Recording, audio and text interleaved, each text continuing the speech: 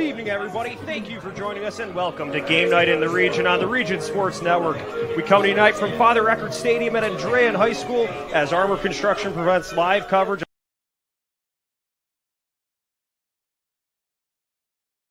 Southmont Mounties.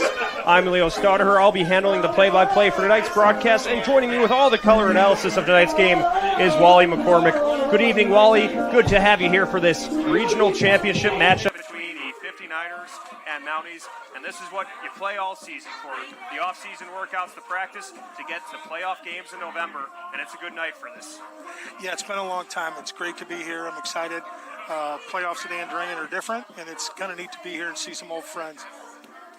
So, a bit of a different perspective from your old stomping grounds here in the press box versus on the field. But when you're getting a team ready for a matchup with the magnitude of this one, what's the message in the locker room to deal with all the maybe outside noise with the regional championship? Well, I think if you're Andrean, there is an outside noise. I mean, they're used to playing in the regional. They've advanced a long time in the tournament and been very successful for a long time. Their coaches are all guys that have been there and played in these big games. So for them, it's business as usual. Just do what you do. It's nice to play somebody outside of the region. And usually the regionals is about the first time that you get to play somebody from farther away. As we take a look at both sides this evening, Andrean 10-1 on the year, 6-0 in conference play. Conference champions, 4-0 here on their home turf. They have won 10 in a row. Their last loss was week 1 to Merrillville, another team that is still marching their way to Indianapolis. While the Mounties on the other end of the field, 11-1 on the year, 6-1 in conference play. They're 5-1 away from home. They've won their last 4. So when you get to 8 teams remaining in the state, the road doesn't get any easier here as you're trying to prepare for both of these teams, for some opponents that have been handling their schedule with ease. Pardon me. Yeah, and I would hope from an Andrean standpoint that their schedule has them prepared. They play a lot. Everybody they play is a bigger school than them, so you would hope to think, or you would like to think that would be an advantage for them. Southmont's one loss this year was to undefeated Cascade. Now, Cascade beat them 46-0, but Cascade has averaged 50 points a game and is still in the tournament as well. So both teams have one loss. It was a long time ago, and those things don't matter today. Yeah, you certainly look at it too. Those losses to good teams, both teams, with their one loss on the season being the tough opponents that are still rolling through the postseason, that certainly prepares you for games in November too, I would assume. Yeah, and Chris and Coach Skinner and the people at Andrean, they don't duck anybody. They try to play whoever they can play. A couple years ago, there were 2 conference games to start the year were Maryville and Crown Point, 2 huge schools. Maryville's loaded this year, and the Battle of Broadway is something that I think the Andrean people would really like to keep around. And so you find out about yourself, right? You lose week 1, you find out what you're good at, you find out what you're not good at, and hopefully you can get better as the season goes on. We are getting closer to kickoff here at Andrean as we will continue to look at the lineups from the 59ers and the Mounties. Plenty more pregame coverage coming up next, so stick around. You're watching the IHSA Football State Tournament presented by Armour Construction on the Region Sports Network, the only game in town. Hi, my name is Mark Macknick. I'm the owner of Mark Macknick CPA firm in Highland, Indiana on Kennedy Avenue. I've been working with Region Sports for years now. Started working with Chris years ago, just on some special projects, advertising here and there. After a while, kind of increased the advertising. Mainly was doing it for the community involvement. It's such a great network and program they do with the high school sports. But as time went by, I started getting on there more frequently, and then the phone starts ringing, and I was getting calls all the time from people. Hey, I saw your ad on so-and-so football game. I saw your ad on a basketball game. And it's really helped my business. It's increased the volume. We're a tight community in Northwest Indiana, sports-wise, and just a lot of community involvement. So that's mainly why I got into it. I remember watching one game. It was a basketball game, and I think there was a little bit of an altercation. And as the altercation was happening, my ad was right on the bottom, and someone typed in, "I wonder what Mark Macknick's thinking right now." And I was thinking, wow, this is awesome. It's really been a great feature for my business. It's the only advertising I do. I don't advertise anywhere else other than Region Sports. You know, it's for the business, but mainly for the involvement with the community. I played high school baseball here in Highland, and ever since I've been advertising on Region Sports, a lot of my old coaches are now my clients. A lot of my old teammates come in here. My recommendation, if you're a business here in Northwest Indiana, I think Region Sports is, for your money, it's one of the best places that you can advertise. I mean, I can advertise on billboards. I could do anywhere I want to. And I choose Region Sports mainly because I get a lot of feedback, you know, especially on the high school level. A lot of the parents, if they can't make a game, they're watching it online. They're watching a replay, the grandparents. So it's done wonders for my business, and it's my go-to for advertising. It's the only spot I would advertise. So if you're a business owner in the area, really look into advertising on Region Sports. It's going to be well worth your money, and you'll make tenfold on what you're spending. Region Sports Network, they're the only game in town, but they're more than just a game. Oh, yeah. Thank you. Welcome back as Armour Construction presents RSN game night coverage of the IHSAA football state tournament right here on the Region Sports Network. Armour Construction for roofing, siding, gutters, and more. Call Armour Construction 219-987-2023. Alongside former 59er head coach Wally McCormick, we take a look at those Andrean 59ers. 10-1 on the year, winners of their last 10. 303 points for, 106 points allowed. When you take a look at this 59er group, what are some things that jump out to you from how they've played this season? Well, defensively, their front seven's unbelievable. They've given up 9 points a game. They got probably 4 kids that are going to be Division I scholarship kids that are playing in that front seven. So it's been tough sledding for everybody against them. On offense, they kind of go as Brady Ellish goes. A senior quarterback's a great athlete, multi-sport athlete. It's a very good runner, throws on the run, and he does play a little bit of corner. So Chris was smart enough the whole season to play sophomore Dylan Gore at quarterback. He's played a ton as well, so they could give Ellish a break if they needed to because he's playing defense. Defensively, they're really, really good. Offensively, Andrean's huge, and their middle 3 guys are all over 300. Their tackles are not as big, but they have some nice skill kids. They got a nice team. And the way you look at it, too, the stats, the way things have been divided up, whether it's Ellish or Gore, both taking reps at quarterback, and even the number of players who have taken carries, whether it be Stovall, McCoy, Gonzalez, Reyna, all taking carries out of the backfield, that has to make it very difficult to game plan against, too, when they have so many talented players that you could get the ball to. Yeah, because I think each of those running backs has got a little bit of different to them. You know, Andrean's pretty much a power counter team. You know, they're a gap scheme team. They don't run a lot of zone, and those guys are all bigger kids. Javier McCoy's a really big kid, and so is Reyna, but they do play a bunch. You know, and the nice thing for them is they've been able to deal with injuries and not skip a beat because they do rotate a lot of guys in. So for them, it's got them to this point. When you're at Andrean, you're playing for the long haul. You're not playing for how good you are week 3. So, and also taking a look offensively, Tyler Voe, the sophomore receiver, leads things through the air with 894 receiving yards, 11 touchdowns. On the other end of the ball, you mentioned that front 7 led up at the line by Landon Murray, Jaden Lofe, and Rocco Allegretti. This defensive front has really been doing a good job of stifling opponents, and they'll have their work cut out from today with a run-heavy Southmont team.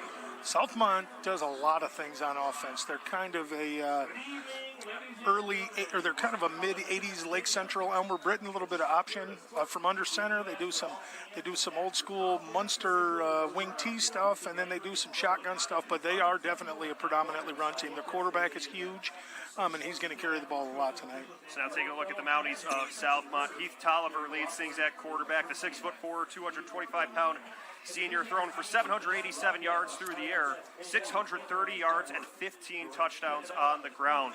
Their other big producer offensively is Avery Stadler, the senior fullback, 1,702 yards and 22 touchdowns on the ground. You always got to love when you can see a team with a fullback that has rushed for 1,700 yards, and he'll be certainly a tough one for this Andrean defense to stop. Yeah, and he's big. I stood next to him on the field before the game. He's every bit what they advertise. You know, for those, it kind of reminds me of old Russ Radke at Griffith. You know, they run a lot of option and a lot of option concept stuffs, and people play man against them all the time. And so when they do play action pass, there's a lot of times there's nobody near their defenders, so they've been able to hit a lot of play action over the course of the year. And defensively for the Mounties, this is a stout defensive group too. 461 points for, 228 against, as they've been led up front by John Smaltz, Diego Castilla, and Gunnar Shirk. Shirk with five fumble recoveries and 2 forced fumbles. So that'll be a group that will really be trying to get after whoever it is in the backfield for Andrean. Yeah, and I think when you look at lineups, and if you're Andrean, you're looking at, okay, where do we have advantages at? Southmont's going to have 7 kids going both ways. Andrean's going to have 1.5. You know, Brady Ellis is going to play some corner, Andy's going to play quarterback, plus Rocco Allegretti plays a little bit when they come into a tight end set, but that's not something Andrean does a lot. So, you know, if you're Andrean, you're hoping that the fact that your kids are going to be fresh and you're rotating the new 11 all the time, that you can wear on them eventually. You look at things, too, for Southmont. They're bouncing back after a 3-7 year last year. They have really been able to turn the tables, 11-1 this year. For an Andrean team, this is a group that has that postseason experience. So it's a bit of a younger or a less experienced group from Southmont versus a Andrean team that is used to playing in the postseason. So we'll see if that experience prevails tonight.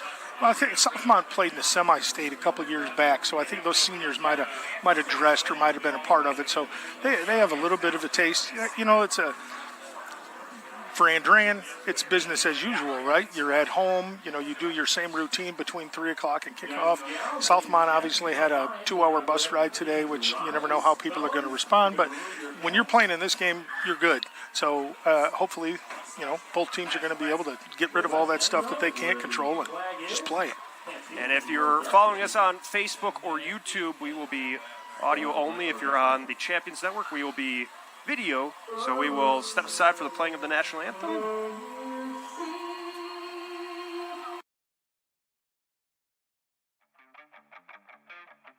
For 26 years, Armour Construction has been beautifying homes across Northwest Indiana.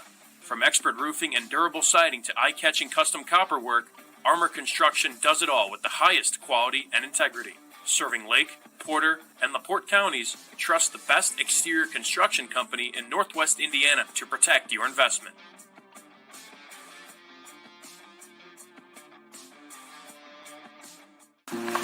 Ava, let's go. Try it on.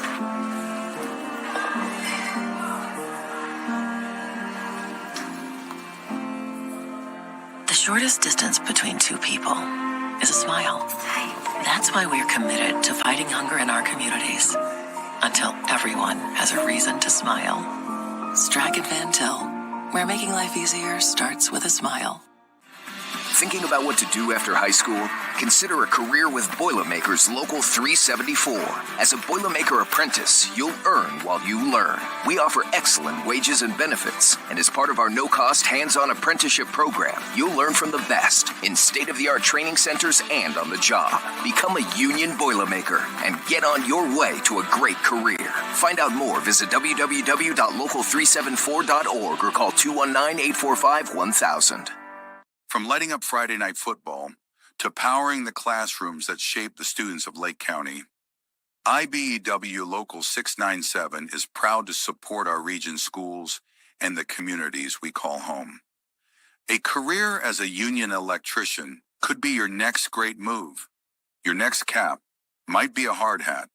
IBEW Local 697, powering futures, powering the region. Four Seasons Mechanical proudly serves Northwest Indiana, providing quality, reasonably priced, reliable service. With a quality and comfort guarantee, the professionals at Four Seasons Mechanical offer a wide range of services in heating, ventilation, and air conditioning. Whether it's residential or commercial, Four Seasons Mechanical is there 24/7. To find out more, the website is fourseasonsmechanical.com or give them a call at 219-756-7020. Four Seasons Mechanical, your indoor air quality specialist. At American Testing Services, based in Hobart, Indiana, We specialize in NDT drone inspections and heat treatment services for local mills, fab shops, and facilities across the country. From Northwest Indiana to nationwide, we deliver precision, safety, and reliability. American Testing Services, America's trusted name in NDT. Located in the heart of downtown Indianapolis, the newly renovated Hampton Inn is within walking distance to over 30 restaurants and attractions, including Lucas Oilfield and Gamebridge Fieldhouse. Hampton Inn has much to offer, including a hot breakfast, high-speed internet access in every room, as well as a fitness center. Why wait? Make your reservations today. Call 317-261-1200 or make them on the web at hamptonin3.hilton.com. Hampton Inn, Indianapolis, downtown. You're watching coverage of the Indiana High School Football State Tournament on the Region Sports Network, presented by Armour Construction. And here come the 59ers of Andrean taking the field, looking to defend their home turf in tonight's regional championship matchup against Southmont. If you are in the area, this is the Friday night forecast brought to you by our friends at Economy Electric Heating and Cooling. Tonight's forecast, if you are in Merrillville, it is 58 degrees and clear. Temperatures will drop a couple of degrees later this evening, but overall it is a good night for football with no chance of rain in the area. Slight rain, about 6 miles per hour, blowing north. But in terms of November on a grass field, these are good conditions. Still some snow banks around the end zones, but the grass is looking a good shade of green. And it's a good night for football. That's the Friday night forecast brought to you by Economy Electric Heating and Cooling, keeping you cool in the summer and cozy in the winter. So the captains of each side getting ready to head to midfield for the coin toss. Andrean outfitted in their old gold helmets, red face masks, red jerseys with white stripes on the sleeve, white numbers, and red pants. The Mounties wearing gray helmets with red face masks, white jerseys with red stripes, or scarlet stripes, scarlet numbers on front and back, white pants with scarlet stripes down the side. So the officials meet with the captains, the coin toss, and the verdict we will get in just a moment. And we'll know which unit we'll see taking the field first. Yeah, I mean, the field is, you got to thank the Andrean community for all the people that came out, the parents that came out and worked on the field over the course of the week. Monday, this thing was covered with snow. Tuesday, they practiced in snow. And right now, I walked on the field pregame. You wouldn't have known that it was snow. It's pretty dry. We were talking about a little bit before the game about, shoes these days. When kids buy football shoes, those shoes are built to play on turf. Yeah. And it's not like the old days where you could go screw in some longer ones when you were playing in the mud. And Andrean is I don't know how many games that Southmont has played on grass or not, but field looks really good right now. What's it going to look like in a couple quarters will be the real question. We'll certainly find the answer to that, as overall it looks great, and it's a good evening for football too. You never know what you're going to get at this point in the calendar, but if you're asking for good conditions here in November, you couldn't ask for much better. No, it's beautiful out right now. So the 59ers going through their last pregame huddle. As I mentioned earlier, if you're with us on Facebook and YouTube, this will be an audio-only broadcast. If you are joining us on the IHSAA Champions Network, there you can find the video. As we are happy to be with you here, Leo Staudaher and Wally McCormick. We'll see the 59ers kicking off to the Mounties. The 59ers will be kicking from right to left. From our vantage point, this is a Quintel kickoff. This kickoff and all kickoffs are presented by Quintel Incorporated, handling jobs of all sizes throughout the country since 1994.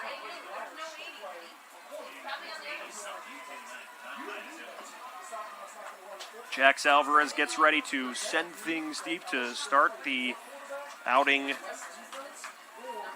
No, it looks or like it'll be Ichiro Wachowski starting the kickoff. So Wachowski will look to drive it deep, and the Mounties will try to bring it upfield. They have Clay Searing back to return. Wachowski sends it high to about the 15-yard line, where Searing will take it, cuts to the left side, and the 59ers will surround him and stop him just past the 25. And we are ready to play football here at Andrean. The Southmont offense led by Heath Tolliver at quarterback, Cale Chad and Gunnar Shirk at running back, Avery Stadler at fullback, Caden Miller and Ian Snook make up the receivers. Tyler Wells, John Smaltz, McAllister, Dalton, Cohen Bradley, and Briar Johnson make up the offensive line group from left to right. We'll have the Andrean defensive starters in a moment. So Tolliver in the pistol with some motion to the left, hands it off to Stadler, who plunges toward the middle of the line, but the 59ers meet him near the 30 for a gain of about 1 on the play. So they come out on the first down, and their offensive linemen got wider than normal splits, trying to figure out what Andrian's going to do with their defensive end. So they tried to widen their splits, run a little midline triple, and the Niners were definitely not fooled. Like I said, the front 7 defensively for Andrian is unbelievable. Landon Murray, Jordan Lofay, and Rocco Allegretti make up the defensive line. Javier McCoy, Vinny Sapon, Ethan Reyna, and Christian Gavin, the linebackers. Next play, they go to the left side, but the 59ers stop him at the 30, just past the 30. So a quick handoff, but Rocco Allegretti was the first gold helmet to the football there as he gets to the 31, making it 3rd and 8. Landon Murray does a nice job of not being reached on that outside zone toss play. Andrian's got him where they want him right now, 3rd and long. So, we'll see what Southmont comes out in. 3rd and 8 to go, 10:50 to play in the first quarter. Tolliver in the gun with Stadler to his right. He's rolling out right to pass. Heaves one in the direction of Shirk, who is then wrestled down by Javier McCoy to the Andrean sideline. He will be short of the first down marker. It brings up 4th down. Yeah, Southmont comes out in a bunch trips look, put it into the boundary, trying to see if Andrian was playing field and boundary type stuff, and runs a flood concept into the sideline. The goal here defensively when they're doing that is make him throw the short one so you can go tackle it, and the Andrian does a good job, and we're going to get a punt. See the Mounties bring out the punt team. Cooper Charles will look to drive this backward as Andrian will look for a favorable return from Tyler Vaux. 10 minutes to go in the first quarter, 4th and 3 for the Mounties. The punt along the right hash mark. It's high, going towards the sideline, and it'll skip out of bounds. It lands out of bounds near the 25. We'll see where it's spotted officially, and that will bring the Andrean offense onto the field in their own territory at the 27-yard line.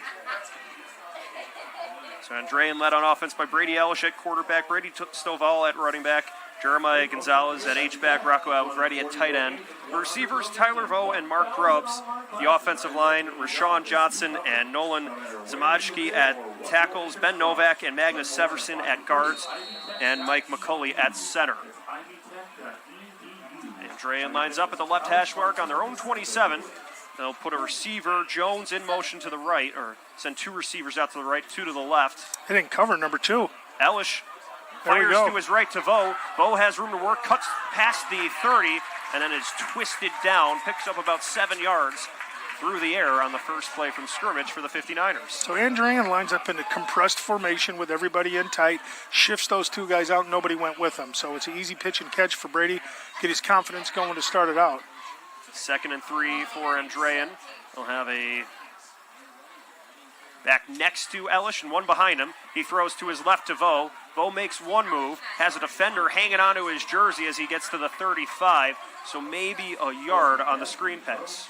Yeah, I think that's a head count RPO to where both teams ironically play the same defense, but Southmont plays theirs a little more like an old 50, and they didn't cover the number 2 receiver, so Andrian tried to throw it out there quick to him. 3rd and 2, it's a quick pop pass to Vaux. He's working along the right side of the line, gets forced backwards, still going, trying to get back to the line, but he'll be wrestled down at the 35. So he had little room to work on 3rd down. It brings up 4th down and the punt team from Andrean. Yeah, I think it's a feeling out process at the beginning. You have an idea of how you think people are going to line up against you, and conversely how you think they're going to attack you. And so right now Andrian's trying to line up in different formations to see what kind of looks they're going to get. So Elish will handle this punt as well, as he often does for Andrean. To return it will be Sheeran for the Mounties. Elish's punt, it's low, it skips at the 45, still bouncing to the 30 where it's scooped up. Now he'll try to drive it upfield, but then he is tackled at the 37-yard line, and we'll see the Southmont offense again. And both teams right now like I said, in a feeling out process. That punt right there doesn't really change field position. They end up in the same place they were. So I think both teams feel really good about their defenses. Right. And I think both teams also think that they're going to be able to run the ball. I would see Andrean throwing the ball a little bit more to the perimeter like they did. They just got to pick up a block on the edge. So Tolliver, along the left hash mark, brings his troops to the line at their own 38. They put it back in motion. He throws one to his right. It pops up in the air off the hands of Chad and then spirals to the to the grass. So he was trying to pass to his right. The receiver leaped up, got a piece of it, but then it popped up in the air, nearly an interception for the 59er defense, but it falls incomplete. Same kind of idea that Andrean just worked there. They had an uncovered receiver. The quarterback opted out of the run play and tried to throw just a stay route to the number 2 receiver, and for him, he threw it a little bit high. 2nd and 10 with 8:07 to play in the quarter. Now under center. They'll put Chad in motion from left to right. Now slowing things down. Tolliver puts Chad in motion from right to left. He will pitch it in his direction on the sweep.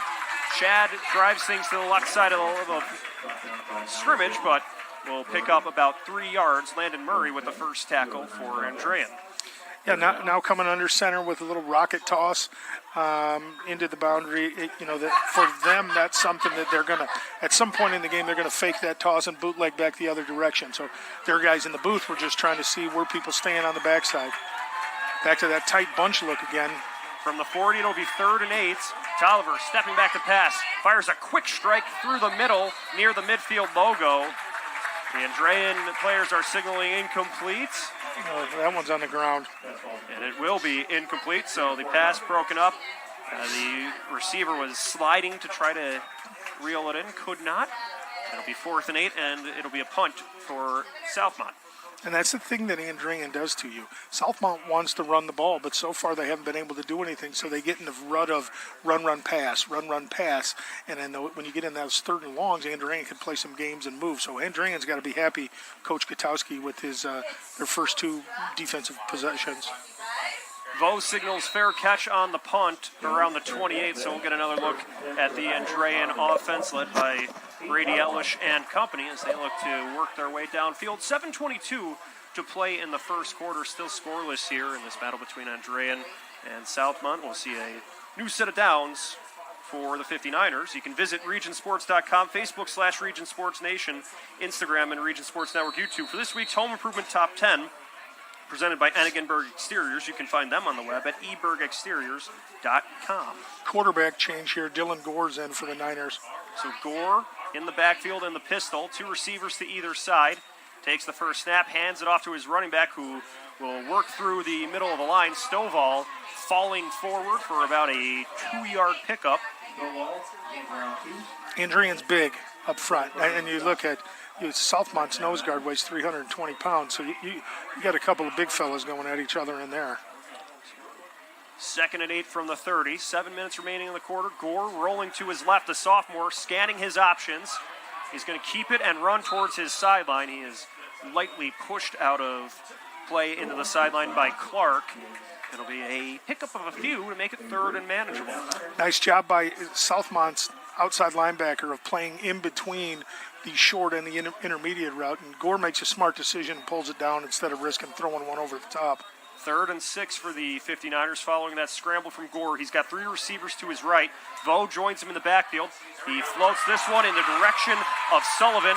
Stetson Sullivan turns it upfield, gets to midfield before being angled out of bounds. The freshman secures the first down for Andrean.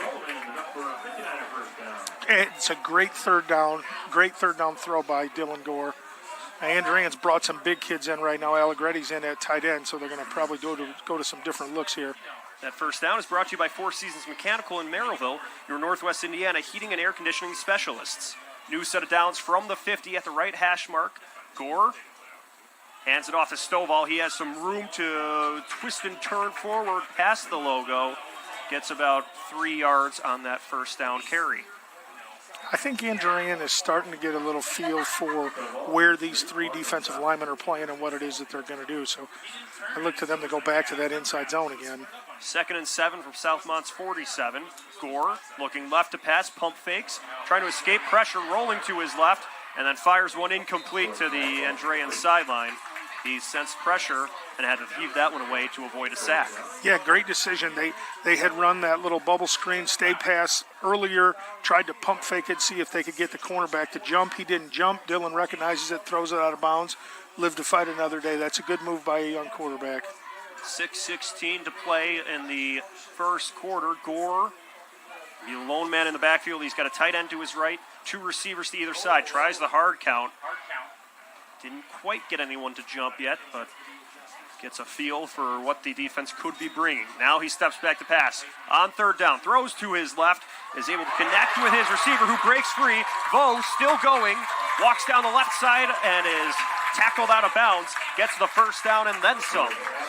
Really good throw, well guarded. Tyler Vo's got great hands. He's a good route runner. He's not very big, but he ran through a tackle there, and that was a huge play for Andrean. They're in business. On the Four Seasons Mechanical first down, Vo is able to get the 59ers from the 47 to the 28. Now they go through the air again. This time it's Grubbs. He gets about 9 yards, maybe more, on that first down completion. So what you have here is Andrean compressing a formation. The corners for Southmont are still playing inside leverage, so they have these short outs on the perimeter all day if they're willing to throw them. 9-yard pickup for Grubbs. It's 2nd and 1 for the 59ers. 5:40 to play. They have the ball at the 19. Gore now goes under center. He's going to dive forward as his offensive line looks to bring him a few yards further. It will be enough for a Four Seasons Mechanical first down. It's a good place to go. Line up under center and run behind Ben Novak because he's a large fella. Ben Novak at 6'6", 325 pounds. The guard for the left guard for the 59ers helped make that one happen. Now it's 1st and 10 from the 15. Gore hands it off to Stovall, who is then surrounded by Mounties just past the line of scrimmage. Maybe able to get a yard on that plunge. Really good play by the defensive end there from Southmont. Did a nice job of getting off somebody and making a play, stopping it before it gets going. The 2nd and 10 from the 14. Southmont was able to stifle that run play. Now the 59ers will go in the shotgun. Gore and Stovall in the backfield, 2 receivers out left. Vo and Jones, the 2 receivers split out. Gore rolling to his left. He's going to heave it forward, connects with Gonzalez, the H-back, and Gonzalez takes it forward inside the 5. Really good decision on the bootleg. The outside linebacker came off the edge, responded to the play fake a little bit. Dylan was able to get to the edge and flip it out to the fullback. 3rd and short from the 5. Gore goes under center again. They look to drive the pile forward towards the goal line. At least pick up a first down here. We'll see where it is spotted. It's a Four Seasons Mechanical first down. I'm guessing you're going to get the same thing again. 1st and goal from the 3. That looked like, what the Philadelphia Eagles have made famous here, where they put Gore under center, everybody behind him. This time he'll be in the pistol. He has Reyna behind him, and then Reyna takes it to the end zone. The 59ers are on the board. Ethan Reyna with a 3-yard rushing touchdown. Great drive for Andrean, mixing in the run and the pass. So the touchdown for Reyna makes it 6-0 for Andrean. Reyna with his 7th touchdown of the season. He comes with 4:06 remaining in the opening quarter. We'll see the PAT attempt from Alvarez.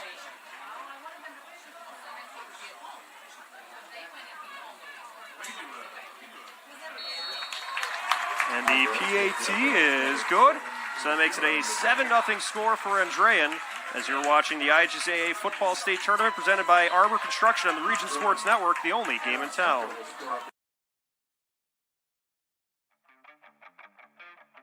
For 26 years, Armour Construction has been beautifying homes across Northwest Indiana.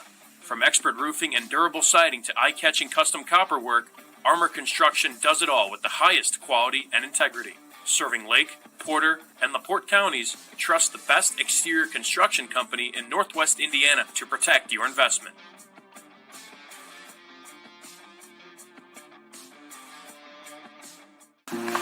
Ava, let's go. Try it on.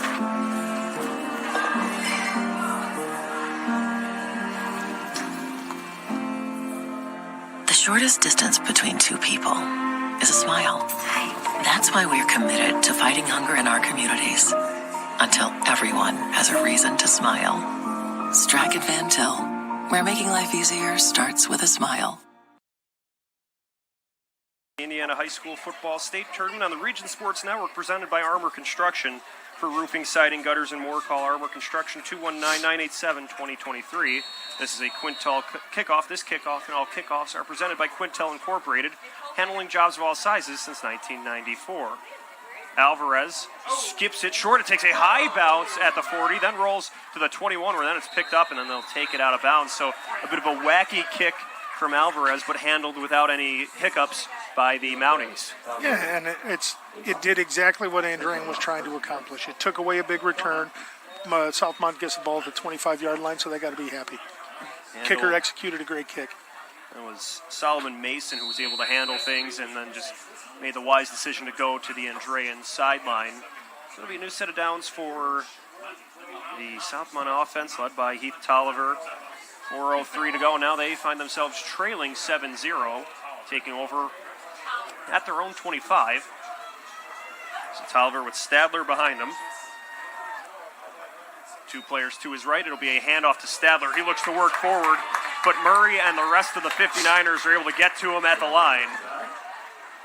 He fights forward, be able to pick up about 2 yards, but Andrean read that one well.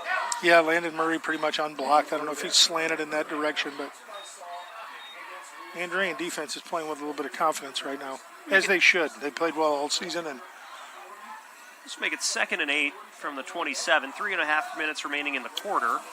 As Tolliver with Stadler behind him again. One receiver split out to either side, a tight end on either side of the line. He fakes the toss to his right, rolls to his left, pump fakes, makes a man miss, turns down forward, leans forward, but Tolliver had little room to run as Reyna and the rest of the 59ers were able to get to him. If Southmont can't get a run game going, it's going to be a long evening for them because that's what they do. They don't want to be in situations where they have to throw, and right now, here we are again with another 3rd and long. Let's see if Gutowski heats him up. He has not, but he hasn't had to. Tolliver was able to get back to the line of scrimmage on that scramble, making it 3rd and 8. The hometown fans making some noise as the Mounties in their gray helmets. Play action pass, it's tipped at the line. McCoy got a piece of it, and it spirals down to the turf, incomplete, bringing up 4th down. Yeah, RPO off the counter. He thought he had a shot at that little hunt route, and we were able to get a hand up on it and knock it down. So Southmont's going to be forced to punt again. So Javier McCoy, the sophomore from his outside linebacker position, was able to break that one up. With 2:46 remaining in the first quarter, we'll see the punt team again from Southmont. We'll see what kind of field position the 59ers can make out of this punt. As Charles steps into it, drives it with the right foot. Vo backs off it, redirects off of a Southmont player downfield, and will be stopped near the 46, or it'll be at the 45. So new set of downs for the 59er offense. 2:38 to go. They'll be looking to add to their 7-0 lead. The 59ers will take over at the 44, near the left hash mark. We'll see which quarterback it is bringing the team to the field. Brady Ellish. It will be Brady Ellish, the senior. He has Stovall joining him at the running back position and Allegretti at tight end.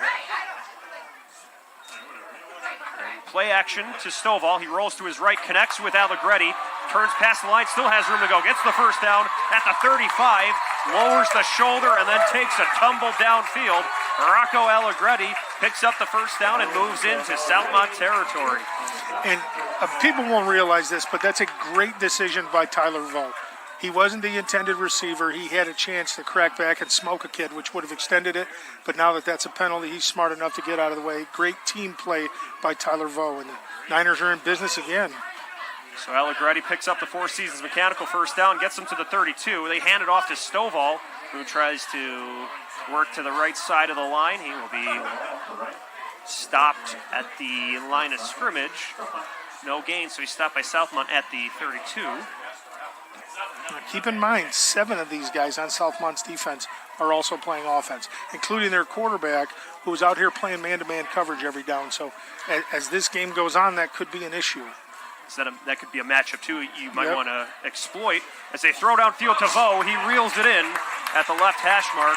Quick pitch and catch between Ellish and Vo for a nice pickup through the air and a first down. Really good read by Brady Ellish. They ran the inside receiver on a bubble screen, put the number 2 receiver, Tyler Vo, on a little hunt route, and Vo has great hands, as you just saw right there. Vo secures the Four Seasons Mechanical first down, a 12-yard pickup through the air. Now Ellish in the gun. Has Stovall to his left, 2 receivers to either side. 1:11 to play in the quarter. Ellish is going to keep it. Works through the middle of the line. Lowers the shoulder, takes a defender with him to the 10. Brady Ellish calls his own number, and on the keeper, picks up 10 yards. Well, when you got a quarterback that can run, it changes the math, and Brady Ellish is extremely quick. I love the way he finished the run, lowered his stuff and tried to take the guy. He finished going forward, which that does nothing but get your teammates excited and earn respect from your teammates. So. On the keeper, it was a 12-yard pickup for Ellish and the 59ers and a Four Seasons Mechanical first down. Brings up first and goal from the 9. Has Stovall behind him. This time he'll hand it off to the running back, but the Mounties were waiting for him. He'll be tackled in the backfield. Nice play from the line. Gunnar Shirk, the defensive end, was waiting for Stovall. They take him down for a loss. Definitely a miscommunication up front by Andrean's offensive line. Novak pulled around, led up on a linebacker, but nobody blocked the defensive end. So a little bit of miscommunication. Puts them in a, 2nd and 13, 2nd and 14. They're going to let the quarter end. So that's how the first quarter will end. Andrean leading 7-0, but the potential to add to it. It'll be 2nd and goal from the 13 when we come back. Stick around. You're watching the IHCAA Football State Tournament presented by Armour Construction on the Region Sports Network, the only game in town. Thinking about what to do after high school? Consider a career with Boilermakers Local 374. As a Boilermaker apprentice, you'll earn while you learn. We offer excellent wages and benefits, and as part of our no-cost hands-on apprenticeship program, you'll learn from the best in state-of-the-art training centers and on the job. Become a union Boilermaker and get on your way to a great career. Find out more, visit www.local374.org or call 219-845-1000. Four Seasons Mechanical proudly serves Northwest Indiana, providing quality, reasonably priced, reliable service. With a quality and comfort guarantee, the professionals at Four Seasons Mechanical offer a wide range of services in heating, ventilation, and air conditioning. Whether it's residential or commercial, Four Seasons Mechanical is there 24/7. To find out more, the website is fourseasonsmechanical.com or give them a call at 219-756-7020. Four Seasons Mechanical, your indoor air quality specialists. You're watching coverage of the Indiana High School Football State Tournament on the Region Sports Network presented by Armour Construction. 2nd and goal, Ellish will take it to the left side of the line, weaves through a couple of defenders, turns the corner at the 10, and then will be touched out of bounds. So picks up a few yards following the negative play, making it 3rd and manageable from inside the 10, 3rd and goal to go. Leo Stauderer and Wally McCormick with you for this regional championship matchup between Andrean and Southmont. 2nd quarter has just begun. Andrean comes out of the dead ball unbalanced. They're in it again. Got a lot of bodies of this side of the field. Ellish hands off to Stovall, who takes a defender with him, lowers the boom there, but still will be stopped at the 5. So a lot of room to go. 4th and goal from the 5. Looks like we might see the... will we see the 59ers go for it here? If so, they've entered 4-down territory. Now it'll be a field goal, but if they do go for it on fourth down territory, it is presented by Four Seasons Mechanical in Merrillville. You can visit them on the web at fourseasonsmechanical.com. So Alvarez will attempt the field goal here, 4th and 5. He steps into this one, sends it through the uprights, and so Andrean adds to their lead, 10-0 with 11:18 to go in the 2nd quarter.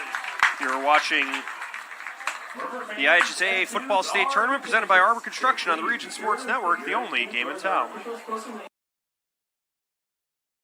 From lighting up Friday night football to powering the classrooms that shape the students of Lake County, IBEW Local 697 is proud to support our region's schools and the communities we call home.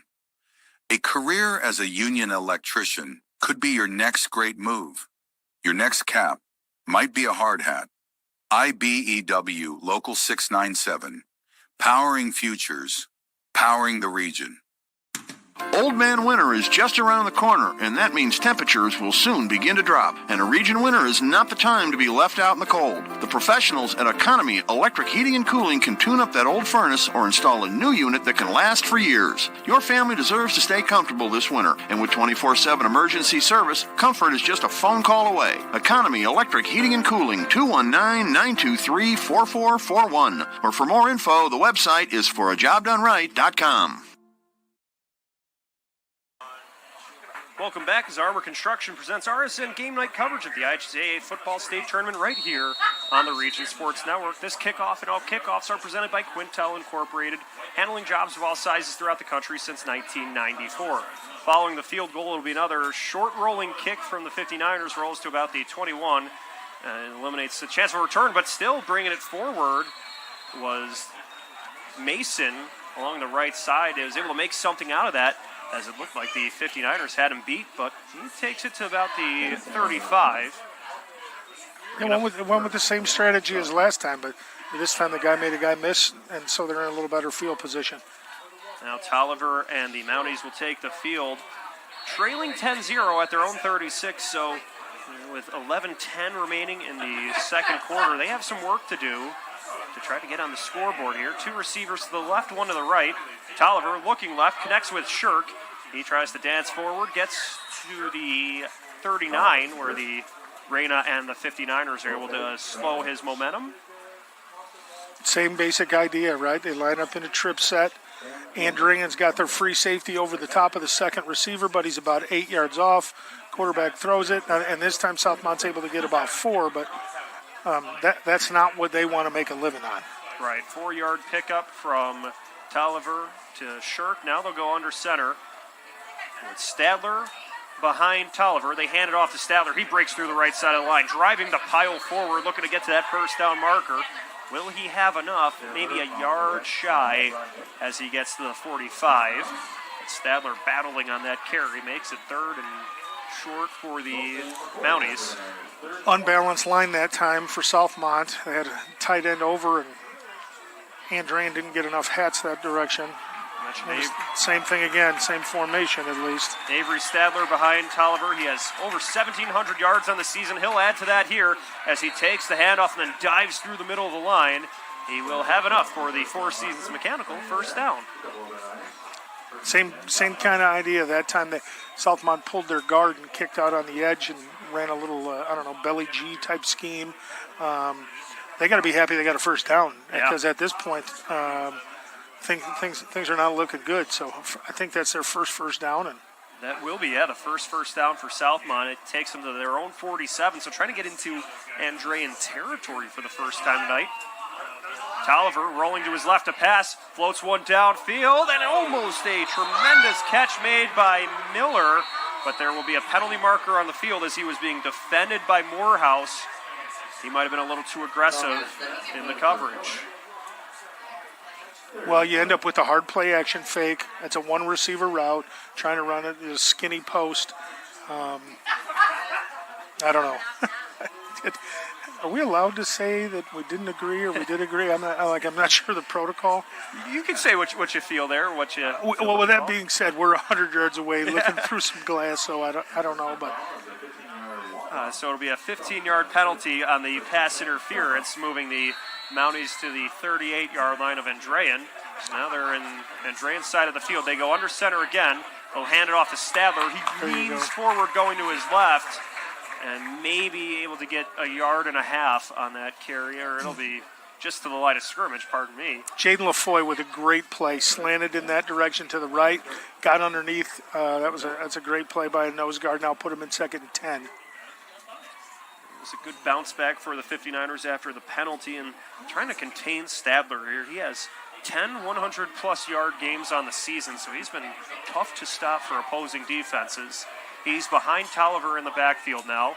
They will go to play action, throw it downfield. He shakes off a defender. Shirk taking it upfield. He'll go down the runway. The ball pops out, but he crosses the goal line. Everybody's getting all worked up. Touchdown. Shirk. That's the same exact RPO they ran in the first quarter. First time they ran it, McCoy got his hand up and knocked it down. This time we didn't knock it down. Had a shot at a tackle there for about a 7-yard gain, and the guy ran through the tackle. So before we start thinking and acting like this thing's done, Southmont comes back and gets a score. 38 yards through the air from Tolliver to Shirk. He shrugged off one Andrean defender, and then it was a foot race to the end zone. I was hesitant with the call as the ball was punched out at the goal line, but he had crossed the plane. The snap on the PAT is low. Tolliver has to just toss it away, so there will be no PAT for the Mounties. Keeps the score 10-6, so a 4-point lead for Andrean with 8:50 remaining in the second quarter. You're watching the IHSAA Football State Tournament presented by Armour Construction on the Region Sports Network, the only game in town. Earn while you learn from the best hands in the business. The Bricklayers Allied Craft Workers for Indiana, Kentucky Apprenticeship. That's right, this is a paid apprenticeship. I'm getting an education while learning a trade and getting paid for it. The thing that surprised me the most about this apprenticeship program is the respect I've received after the proper time and training. Classes start soon, so apply now. There are training centers throughout Indiana and Kentucky. We are the Bricklayers and Allied Craft Workers for Indiana, Kentucky Apprenticeship. The best hands in the business. Calling all current and future homeowners in the Northwest Indiana area. Whether you're buying or selling, Brent Wright is here to make your real estate journey smooth and successful. With years of experience, personalized service, and a deep knowledge of the market, Brent will help you find the perfect place or get the best deal for your property. Call today at 219-406-7195 and take the first step towards your real estate goals. Contact Brent Wright the right way to buy and sell real estate.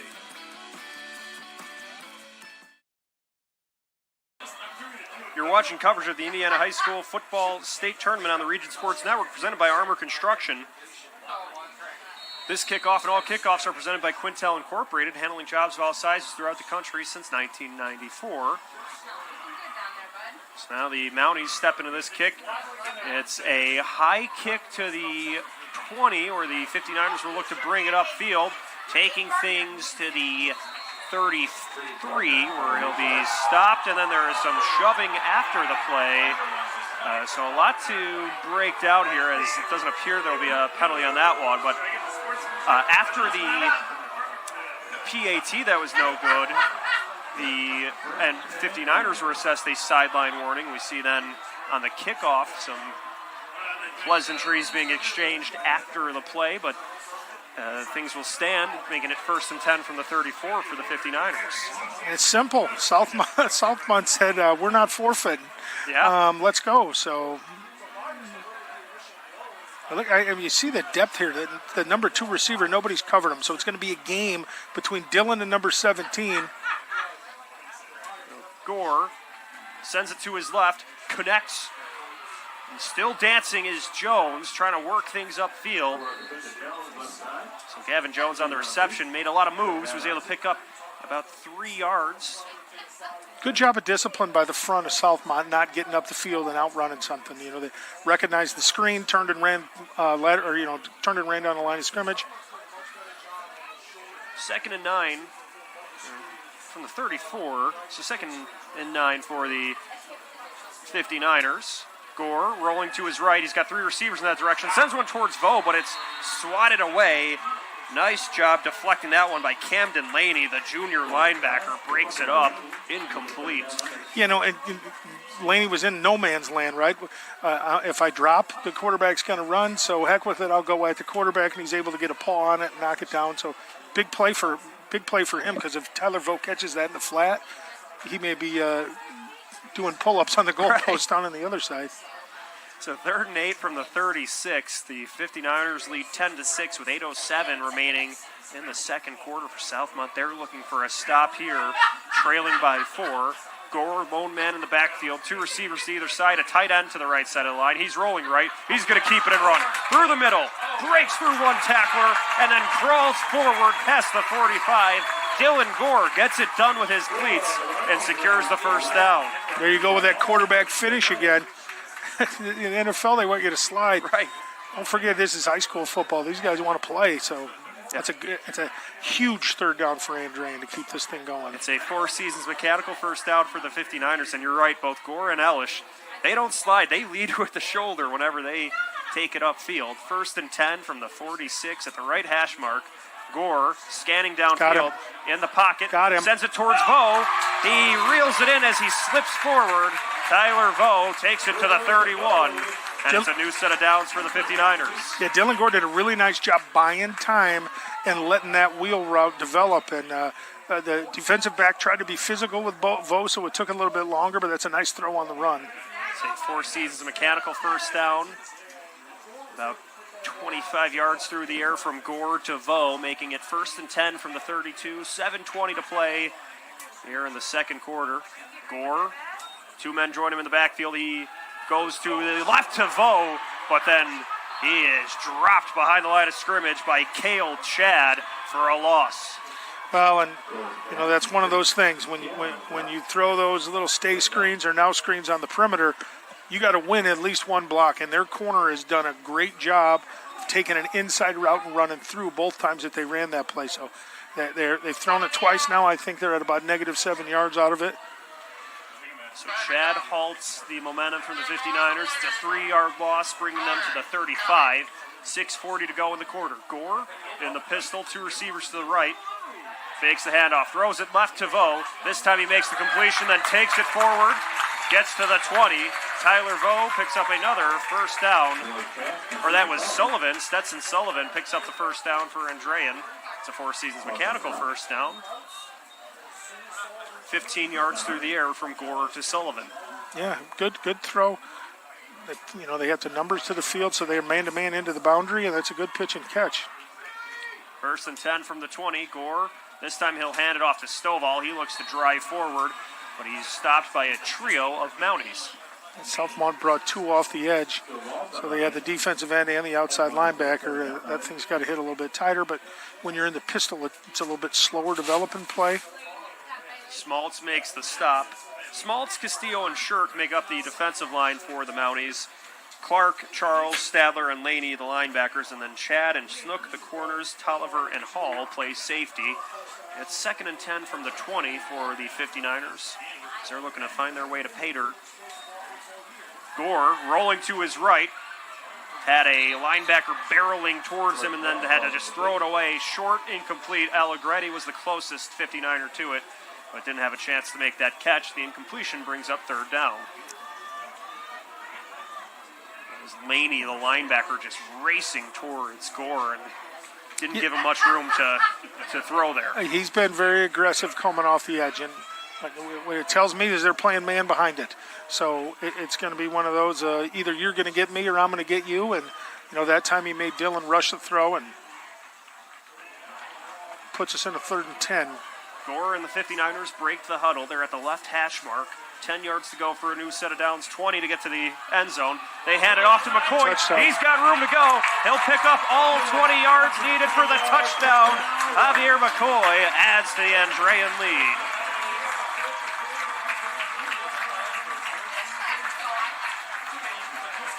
So with 5 minutes and 30 seconds remaining, it's a 20-yard touchdown for McCoy. And it makes it 16-6, awaiting the PAT. That was a big answer for the 59ers following a touchdown from Southmont. Yeah, that Andrean hasn't played with the tight end, and that was the first. They put the tight end on the backside away from trips, and were able to run that counter. Javier McCoy's a really good running back. So the sophomore picks up the touchdown. The PAT from Alvarez. It flies through the uprights. Good answer. 17-6. The 59ers lead. You're watching the IHSAA Football State Tournament presented by Armour Construction on the Region Sports Network, the only game in town. When it comes to your money, you deserve more than just numbers on a page. You deserve someone who sees the full picture. Meet Mark Machnick, one of Northwest Indiana's most trusted accounting professionals. Whether you're running a business, planning for retirement, or just trying to make sense of tax season, Mark Machnick, located in Highland, makes it simple, personal, and believe it or not, painless. Contact Mark and his team today at 219-595-5290. Mark Machnick, CPA. Life isn't always loud. Sometimes it's the quiet moments that matter the most. Of effort. Of a dream taking root. And behind those moments, there's trust. Thank you for trusting Centier Bank with those moments and making us a part of your story. Thank you for the opportunity to earn your trust.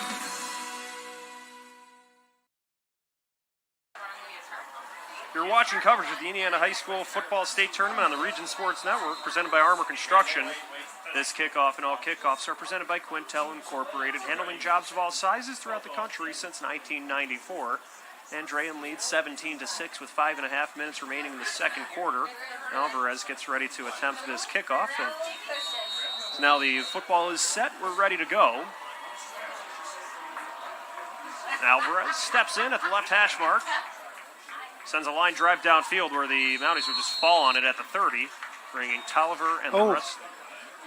What do we have as Tolliver and company get ready to make it to the field, but getting things sorted out as well.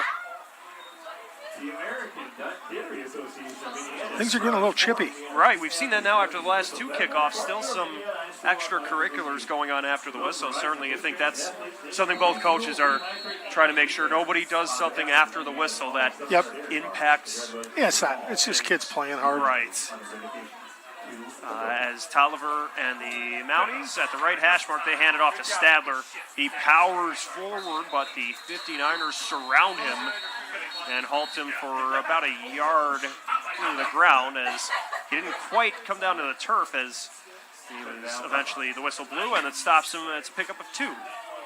When you play a team that runs the ball as much as Southmont does, you want to win first downs. And Andrean has been really successful today defensively on first downs of giving up 1 yard, 2 yards here and there. And when you get them behind the sticks, they don't want to be that way.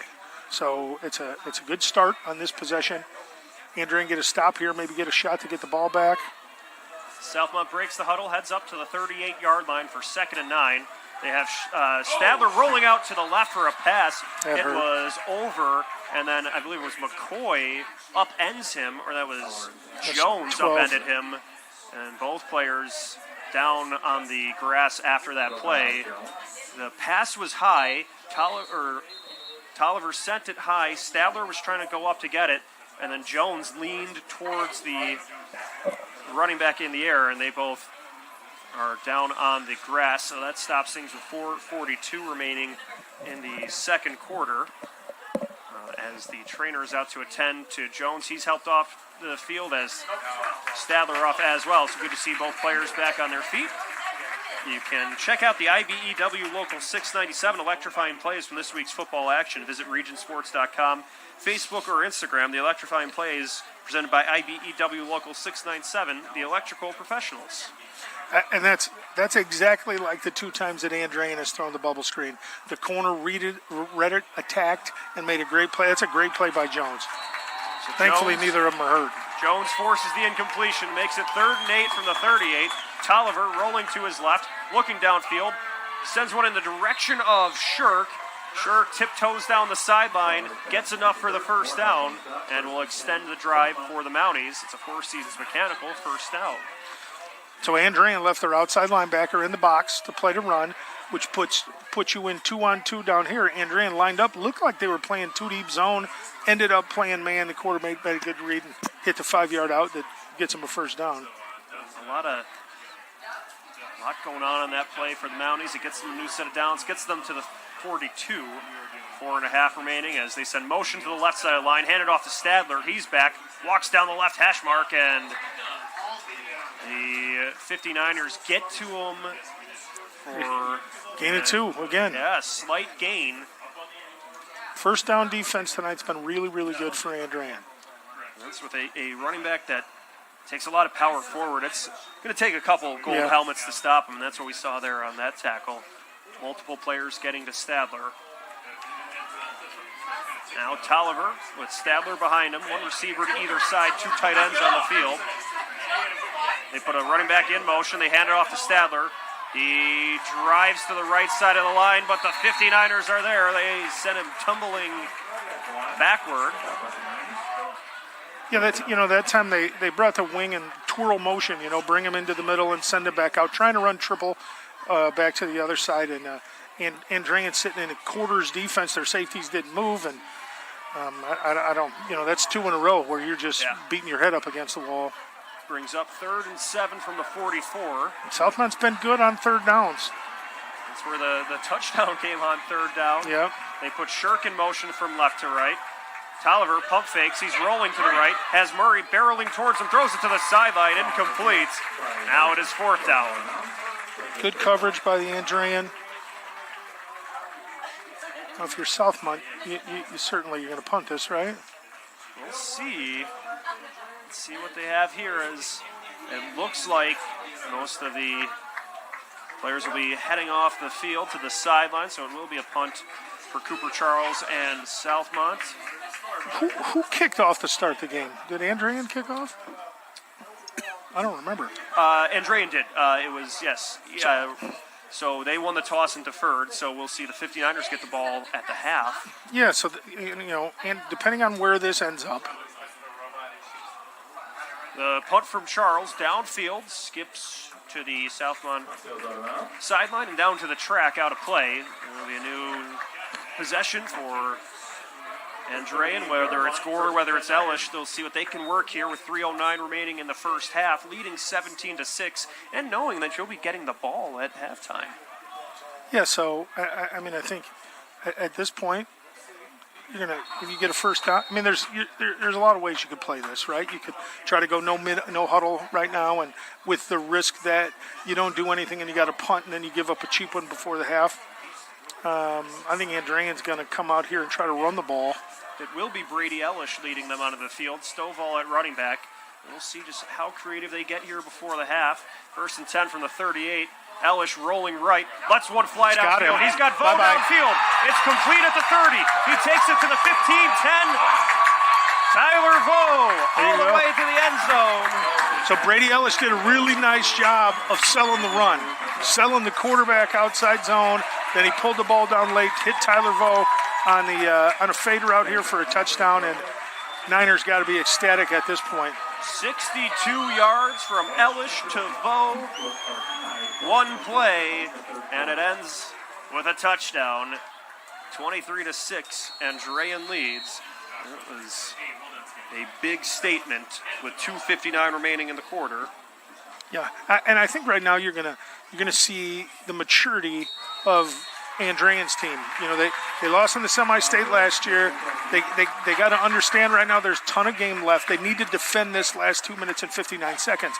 We can't get all excited because we just scored a touchdown and give up something cheap here, which may or may could change momentum. 2:59 remaining in the quarter. You're watching coverage of the Indiana Football High School State Tournament on the Region Sports Network, presented by Armour Construction. Flip the switch, a light turns on. Press the button, machines and instruments come to life. Touch the screen, communicate with the world. Simple tasks, guaranteed results, every second of every day. That's the power of power. And that's the power brought to you by the NECA contractors and electrical workers of Local 531.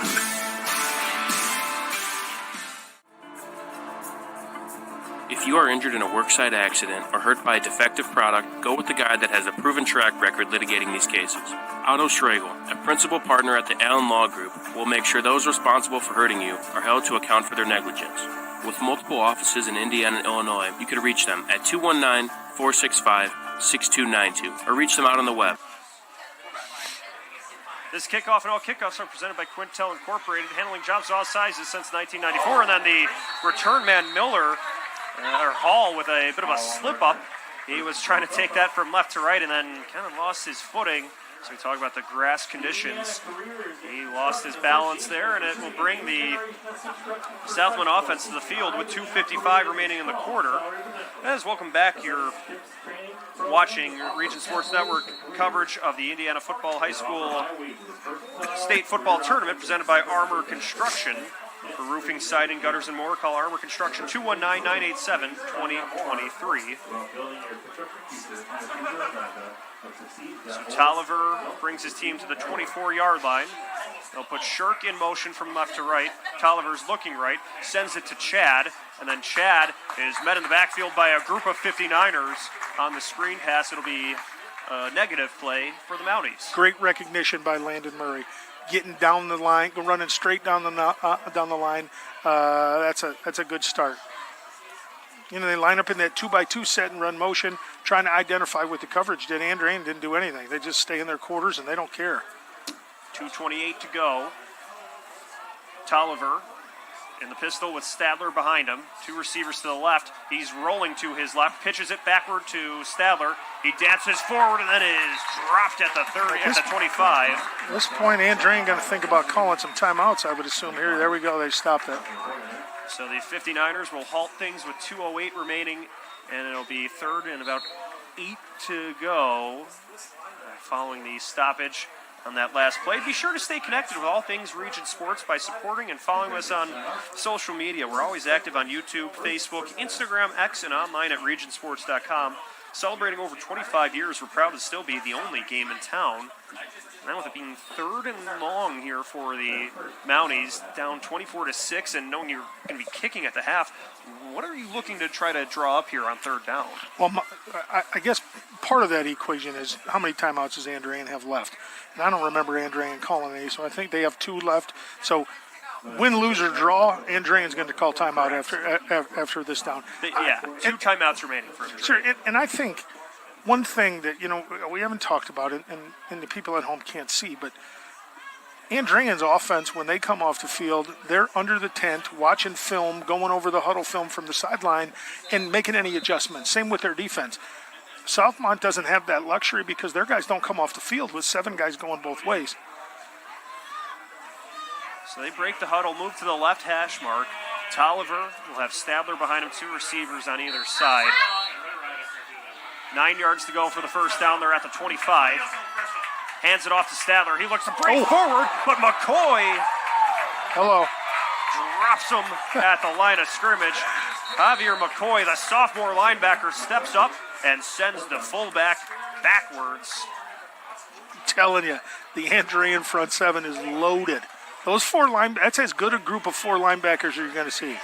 So Stadler standing at 6 foot 200 meets McCoy standing at 6'2", 210. It's McCoy who stands tall with a punishing tackle there to bring up 4th and 8, and now another timeout on the field. Just what a play by the sophomore linebacker. At the conclusion of tonight's game, we'll name the Crowell Companies Lantern Man Superhero of the Game. Crowell Companies, the business professionals. So Coach Skinner and his guys now are going to have to make a decision here.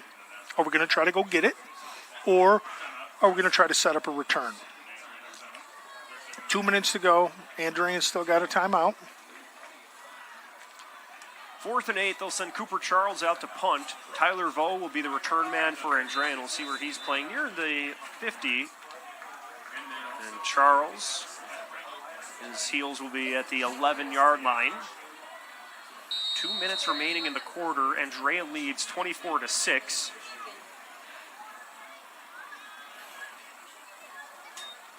Setting up the return. So the punt from Charles sails to Vo at the right hash mark. He will back off as it rolls past the 30, and the Mounties will chase it down, downing it at the Andrean 25-yard line. All right, so now the situation flips. Southmont's got 3 timeouts. If they can get a stick here, use those timeouts, maybe they get a short field and have a chance. Andrean gets a first down. We take it into halftime. 1:49 to play. It'll be Gore bringing the 59ers out of the huddle, dressed in their gold helmets, red jerseys, red pants, looking to work downfield at the right hash mark. 75 yards to go As mentioned, they were able to get 62 yards on one play on their last drive. Gore, the snap is low. It rolls past him.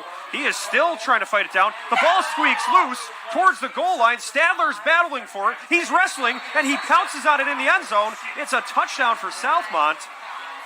Avery Stadler wrestles the low snap away, and then they just keep poking it forward, and Stadler lands on top of it in the end zone. 25 yards in the opposite direction, and the Mounties strike back. Well, it's about the worst thing that could have happened for Andrean. I didn't see if it was a bad snap or not. Nonetheless, we didn't catch it. The ball's on the ground. Dylan Gore tries to pick it up.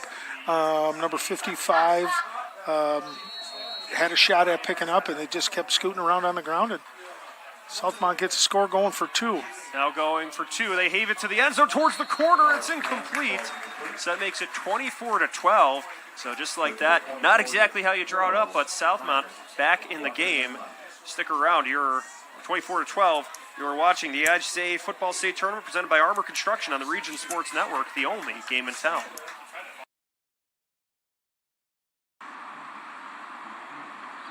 At Blyce, we're used to having the athlete shop at our store.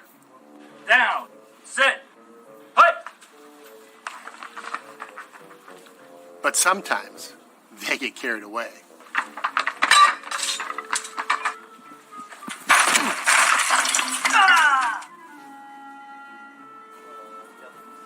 Blyce, this is where the athlete shops.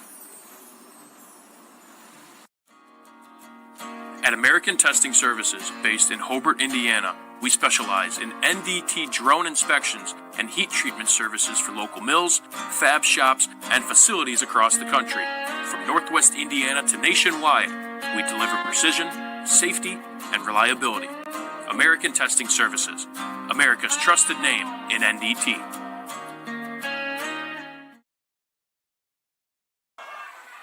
This kickoff and all kickoffs are presented by Quintel Incorporated, handling jobs of all sizes throughout the country since 1994. You're watching Region Sports Network coverage of the Indiana High School Football State Tournament presented by Armour Construction. So a minute 39 remaining in the first half. Southmont will break down that last play following this kickoff. It'll be a high kick to the 15. Jones camps out under it, takes it. He's got room to work, weaving from left to right to the 40. Where he'll be stopped. So nice return by Gavin Jones.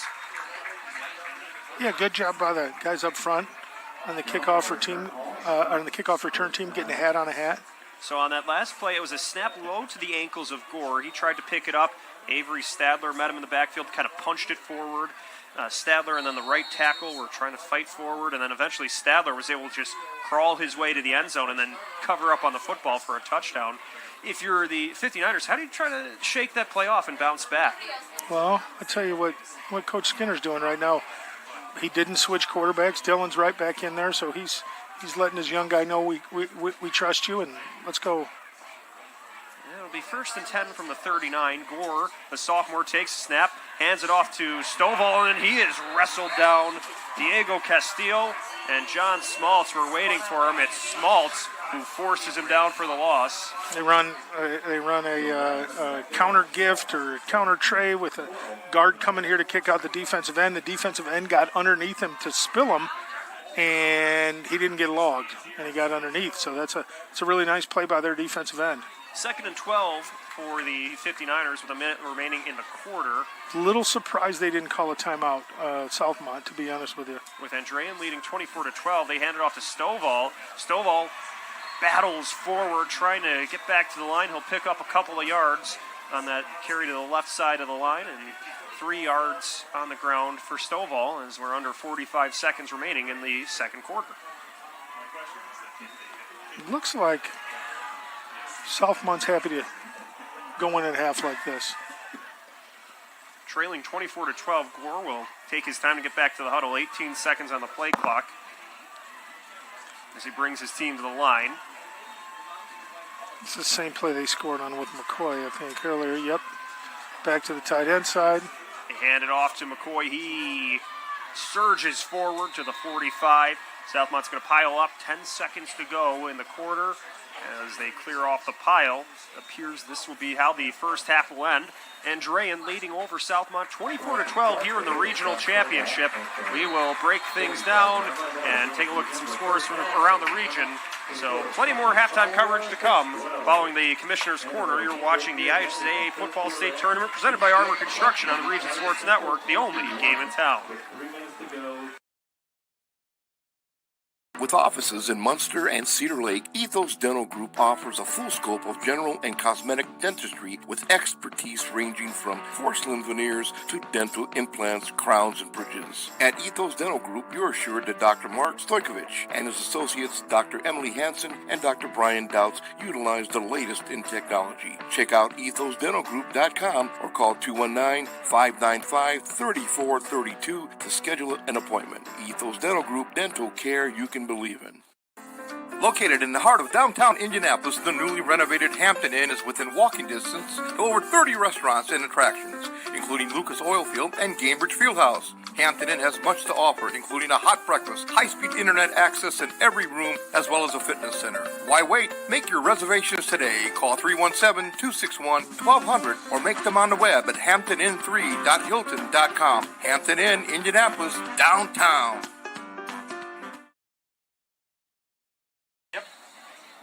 Sorry.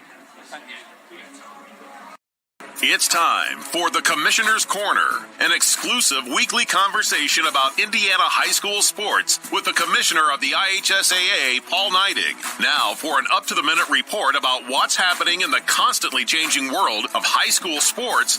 Here's Commissioner Paul Neidig. Welcome into our weekly conversation with the Commissioner. It's the Commissioner's Corner. I'm Brendan King with the Commissioner of the IHSAA, Paul Neidig. Paul, just talking off the air about the girls volleyball state finals this past weekend over at Cambridge Fieldhouse. Well attended, great games played. You were there. What's your reflection on the girls volleyball state finals in downtown Indianapolis and the experience that everybody got to have? Well, I think first of all, our Cambridge Fieldhouse has been billed as the greatest field house in the country, and I think it actually one more time lived up to that billing. And it's not just a basketball event or a concert event. I mean, this is their second event with volleyball there, and they transitioned that facility into an incredible volleyball atmosphere. Couldn't be happier with the way it turned out. And we crowned 4 champions. We had incredible attendance. We were almost 6,500 on the day, which is a really good number. We hope to continue to grow that. Now, it's always busy season at the IHSAA, but especially now as we're in this month of November with things transitioning from the volleyball state finals into girls and boys basketball, both getting underway soon. We'll talk about that shortly, Paul, but of course the regional round of this year's IHSAA football state tournament coming up this Friday, and that of course will lead the semi-state, and we're just a couple weeks away from crowning state champions over at Lucas Oil Stadium. You know, it's official, as we talked about a couple weeks ago. Miles McLaughlin from Knox is the state's new all-time leading rusher, passing Charlie Spiegel's mark from New Palestine. And Knox and Miles McLaughlin are going to play for a chance this Friday to get to the semi-state round. You know, we talked about this a few weeks ago too, Paul, about the Indiana athlete and how it continues to grow and make landmarks in this country. What can you say about it? Because it almost looked like at times Charlie Spiegel's record was going to stand the test of time until Miles McLaughlin came in. So what's your reaction to that happening and just the strength of the Indiana athlete continuing to show that they can break records? Well, you love it when a community, a student, a kid that is part of a community has an opportunity to advance to the big stage, and this is the big stage. When Derrick Henry mentions you in one of his podcasts, I think you've made it, and so it's incredible. But, you know, we have kids across the board that compete at a very, very high level on the national scene. You know, Indiana is just a special place to grow up and participate in an education-based athletic system. The story is being captured. We talked a little bit today in the office about, you know, when Damon Bailey captured Indiana, and then Romeo Langford, and there's Charlie Spiegel did for his time. And this young man has got his time on the big stage and has captured the attention of the state of Indiana. It's just so special that matters here in Indiana, because it doesn't everywhere. It's incredible. Paul Neidig, the commissioner of the IHSAA, with us on the Commissioner's Corner. I'm Brendan King. Paul, as we talked about, girls basketball games are underway. The first practice for boys basketball was held just a few days ago prior to us talking on this podcast and this section of the Commissioner's Corner, and the first games will be played on November 24th. So just as you get set for the high school basketball seasons, girls and boys, anything on your mind as you're heading into, whether that's rules, regulations, or just what you're looking forward to this year? Well, I look forward to, it's that time that we need to move indoors. We're certainly going to have incredible weather for the football this weekend, but the snow hit this past week, which signals it's time to go inside. And with our swimmers and with our wrestling, boys and girls, and boys and girls basketball, it's time to enjoy those other facilities and go in where it's warm. And again, no matter what we participate in, it's one thing that just I enjoy is watching kids who are part of the fabric of a community, in most cases grow up in those communities and have an opportunity to put that uniform on and showcase their particular time, because it doesn't last forever, but it's such a formative position or formative place in kids' life that they learn so many lessons that allow them to grow and contribute back to their communities. And so for me, it's the same every time we go somewhere. It's that opportunity for kids to participate with their school uniform on. Paul, appreciate the time as always, and we'll talk to you next week. We'll talk to you next week. Thanks for listening to The Commissioner's Corner with IHSAA Commissioner Paul Neidig, and thank you for your continued support of the high schools in your community.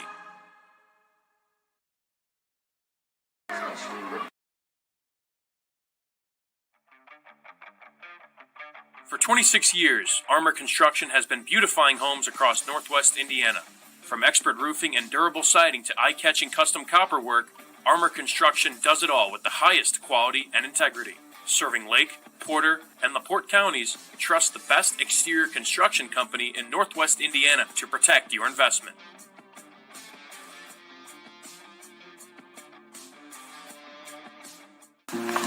Ava, let's go.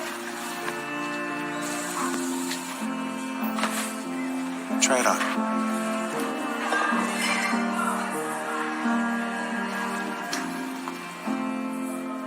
The shortest distance between two people is a smile. That's why we're committed to fighting hunger in our communities until everyone has a reason to smile. Stratton Van Til, where making life easier starts with a smile. Thinking about what to do after high school? Consider a career with Boilermakers Local 374. As a Boilermaker apprentice, you'll earn while you learn. We offer excellent wages and benefits, and as part of our no-cost hands-on apprenticeship program, you'll learn from the best in state-of-the-art training centers and on the job. Become a union Boilermaker and get on your way to a great career. Find out more, visit www.local374.org or call 219-845-1000. From lighting up Friday night football to powering the classrooms that shape the students of Lake County, IBEW Local 697 is proud to support our region's schools and the communities we call home. A career as a union electrician could be your next great move. Your next cap might be a hard hat. IBEW Local 697, powering futures, powering the region.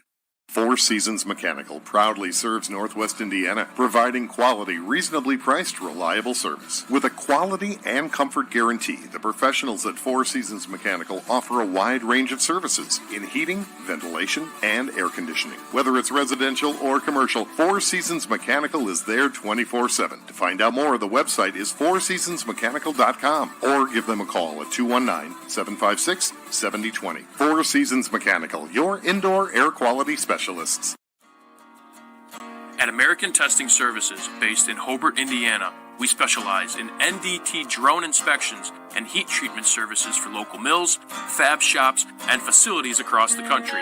From Northwest Indiana to nationwide, we deliver precision, safety, and reliability. American Testing Services, America's trusted name in NDT. Located in the heart of downtown Indianapolis, the newly renovated Hampton Inn is within walking distance to over 30 restaurants and attractions, including Lucas Oilfield and Cambridge Fieldhouse. Hampton Inn has much to offer, including a hot breakfast, high-speed internet access in every room, as well as a fitness center. Why wait? Make your reservations today. Call 317-261-1200 or make them on the web at hamptonin3.hilton.com. Hampton Inn, Indianapolis, downtown.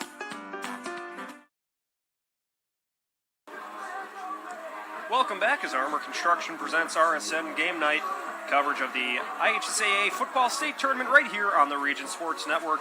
Exterior roofing remodeling experts, give them a call today at 219-987, and you can always 987-2023, and you can always check them out on the web at armourconstruction.net. Leo Stauder and Wally McCormick with you here at Andrean, where the home team, the 59ers, lead over the Southmont Mounties 24-12. So a bit of a recap how we got here. Ethan Reyna had a 3-yard rush touchdown to help the 59ers strike first in the first quarter. Then the 59ers would add on a field goal, make it 10-0. Gunnar Shirk had a 38-yard touchdown reception from Keith Tolliver to make it 10-6. The PAT was no good. And then Javier McCoy would pick up a 20-yard rushing touchdown, add to the lead. 62-yard touchdown strike from Brady Ellish. From Ellish to Vo. And then a Stadler fumble recovery in the end zone was how we got to 24-12. So a lot going on offensively for the 59ers. And for the Mounties, they were able to add that late touchdown and kind of a broken play, a play you can't really prepare for either team, but they capitalized on it. So for Andrean, what were some of the things that worked well for them offensively to build this 24-12 lead? Well, Andrean has really, to be honest with you, they've been able to run the ball when they needed to. I think you could see early in the game maybe the stuff that they thought coming in they were going to be able to do, like those bubble screens, have not worked as well. When Andrean, with both teams really, when they put 3 guys to one side, they get man-to-man on the back, and on a couple of third downs, they've exploited those. I think, look, Andrean's defense is the issue right here. They're really, really good, and they're playing really well. Unfortunately for Andrean, they probably would have felt a lot better had they not given up that last score. I think they're going to be all right. I think they feel confident that they can run the ball against a man throw. And defensively, they've stopped the run. I mean, Southmont's got 12 points. One of them's on a 4-yard throw with a missed tackle that turned into a 20-yard touchdown run. And the other is on a bad snap ball roll around. So Andrean's got to feel pretty good about the way that they're playing. It's easy for people to say, well, it's only 2 plays, but those 2 plays count. Yeah. So right now it's 24-12. Southmont's coaches over there tell them, hey, we're right back in it. We're 2 scores away. And I think this first possession, first 4 minutes of the third quarter, I think are a big deal. What's going to happen when you come out of the half? And if Andrean's able to move the ball in this first possession, it could go a long way towards putting them over the hump. And certainly you mentioned that too. That's huge. Andrean won the toss deferred, so they'll get the ball first here in the third quarter, so they could really make something happen on that first drive. And you certainly think too, they have time on their side too. If they could work a bit of a time-consuming possession or two, that could really make things that much more difficult for Southmont to battle against. Southmont has been completely taken out of their option game. They've not been very successful on first down. So they've kind of lived behind the sticks. Now, to Southmont's credit, they've converted several third downs and third and longs, which I'm sure that Andrean's not thrilled about. But, if Southmont's looking for something positive, hey, the score's not that bad. It could have been worse. And they have been able to throw the ball a little bit more. Andrean's made a commitment to stopping the run, and they have done so. But, I don't know, a lot of game left. So you can... we will take a look at some scores from around the region. This scoreboard update is courtesy of your neighborhood Strachan Van Til Food Market. Strachan Van Til, your favorite Indiana-made grocery store. We look at the winner of this game will face the winner of Eastbrook and Adams Central. Right now, it's Adams Central leading 28-20 in the second quarter of that one. Hobart leading 7-3 against South Bend St. Joseph in third quarter action there at South Bend St. Joseph. for Merrillville. They lead 10-7 over Michigan City, playing that one on the road at Michigan City. Carroll of Fort Wayne leads Penn 21-16 in the second quarter. The Pioneer Panthers lead over LaVille 21-0 in the third quarter. As South Adams leads 19-14 over North Miami. This one, Andrean leads 24-12 over Southmont. Fourth quarter action between Adams Central, the Flying Jets leading the Panthers of Eastbrook 28-20. The Knox Redskins lead 22-21 over the Angola Hornets. Second quarter in that one, the Twin Lakes Indians leading 7-0 over Fort Wayne Lures Knights. And Holbert, as mentioned, 7-3 over South Bend St. Joseph. So you can follow all of tonight's region football scores live on the Hometown Scoreboard, streaming on youtube.com/Region Sports, facebook.com/Region Sports, and regionsports.com, courtesy of your neighborhood Strack and Van Til. Shop online for delivery or curbside pickup at strackandvantil.com. We'll have plenty more halftime analysis coming up, and we'll also set the stage for the third quarter. So stick around. You're watching the IHSAA Football State Tournament presented by Armour Construction on the Region Sports Network, the only game in town. Old Man Winter is just around the corner, and that means temperatures will soon begin to drop. And a region winter is not the time to be left out in the cold. The professionals at Economy Electric Heating and Cooling can tune up that old furnace or install a new unit that can last for years. Your family deserves to stay comfortable this winter, and with 24/7 emergency service, comfort is just a phone call away. Economy Electric Heating and Cooling, 219-923-4441. Or for more info, the website is forajobdoneright.com.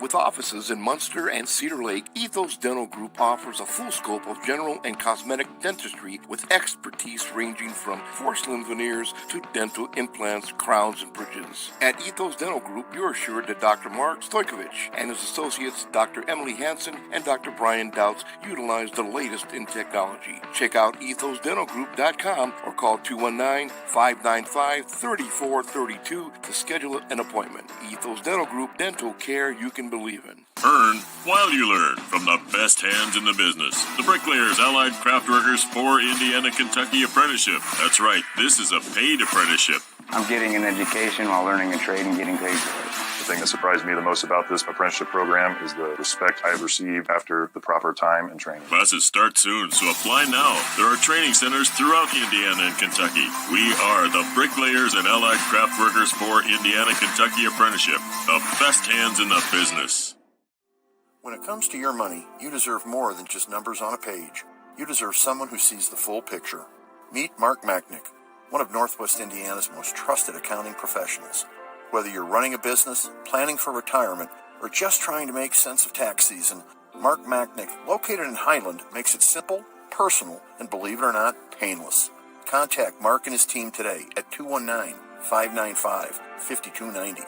Mark Machnick, CPA. If you are injured in a worksite accident or hurt by a defective product, go with the guy that has a proven track record litigating these cases. Otto Schregel, a principal partner at the Allen Law Group, will make sure those responsible for hurting you are held to account for their negligence. With multiple offices in Indiana and Illinois, you can reach them at 219-465-6292 or reach them out on the web at www.kenallenlaw.com.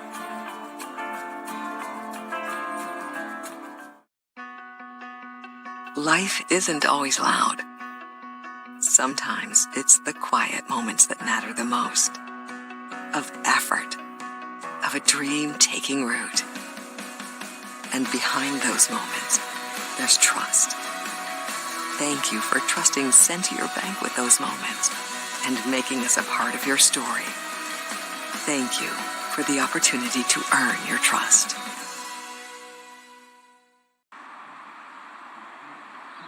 At Blyce, we're used to having the athlete shop at our store. Down, sit, hut. But sometimes they get carried away.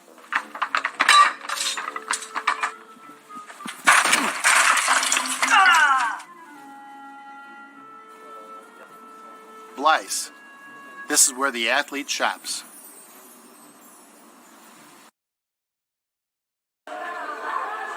Welcome back as Armour Construction presents RSN game night coverage of the IHSAA football state tournament right here on the Region Sports Network. When it's time to armor up, call Northern Indiana's top team, Armour Construction, for all your exterior remodeling needs. For more information, visit armourconstruction.net.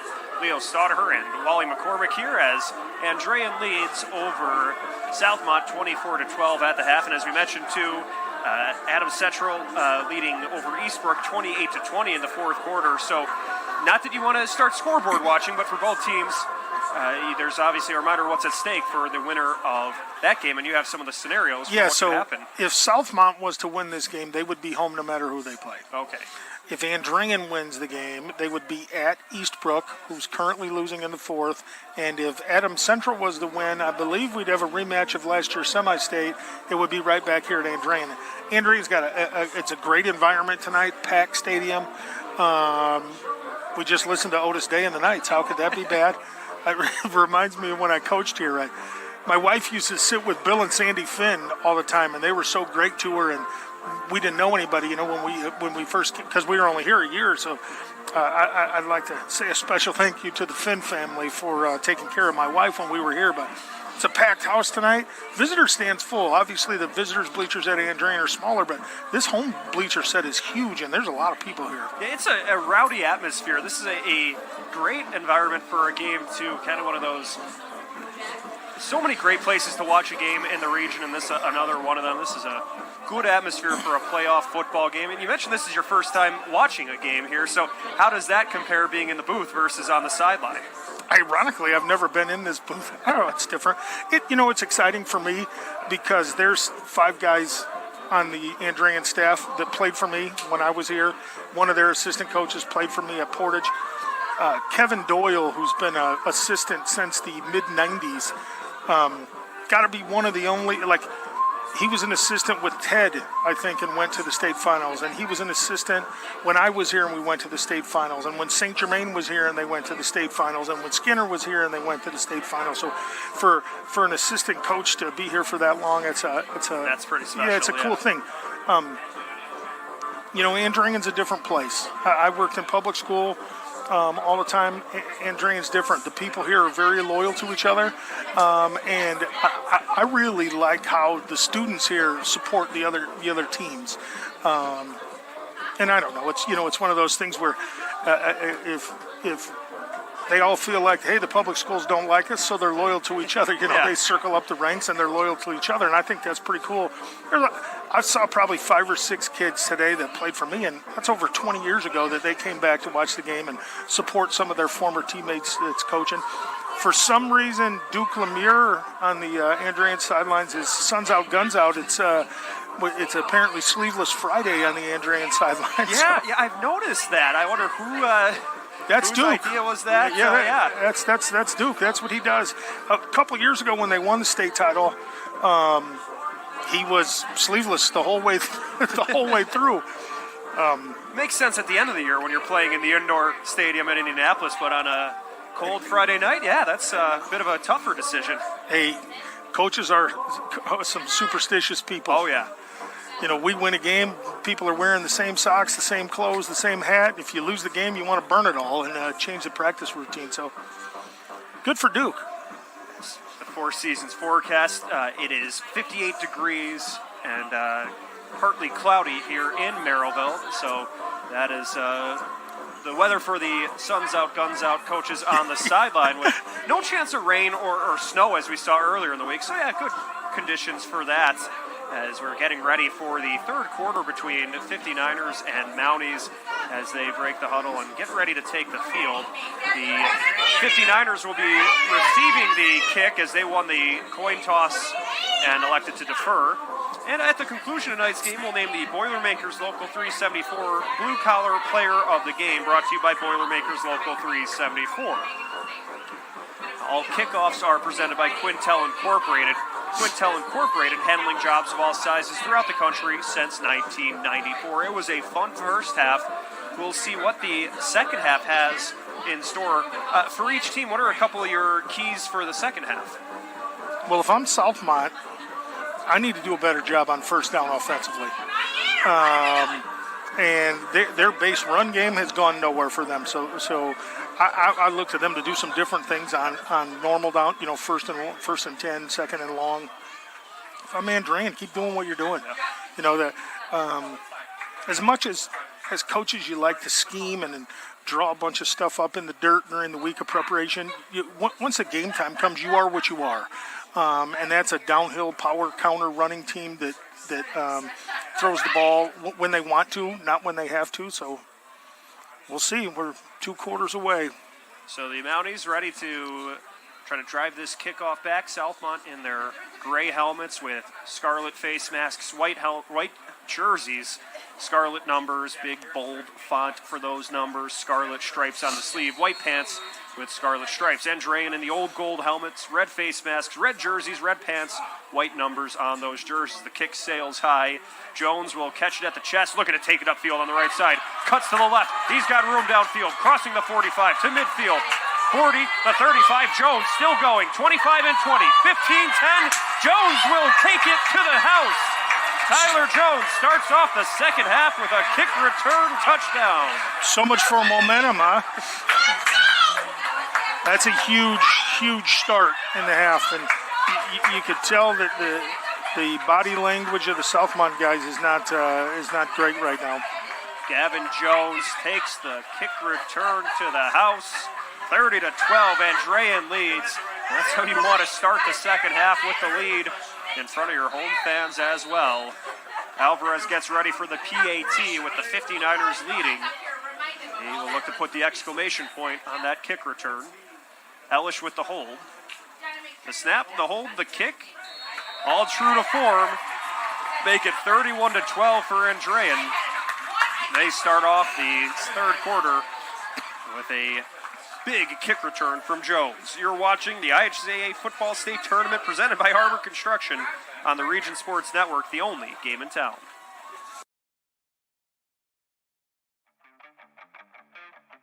For 26 years, Armour Construction has been beautifying homes across Northwest Indiana.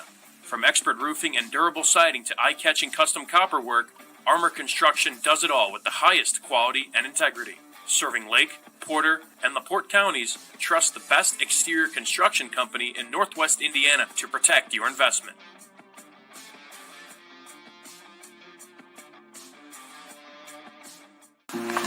Ava, let's go.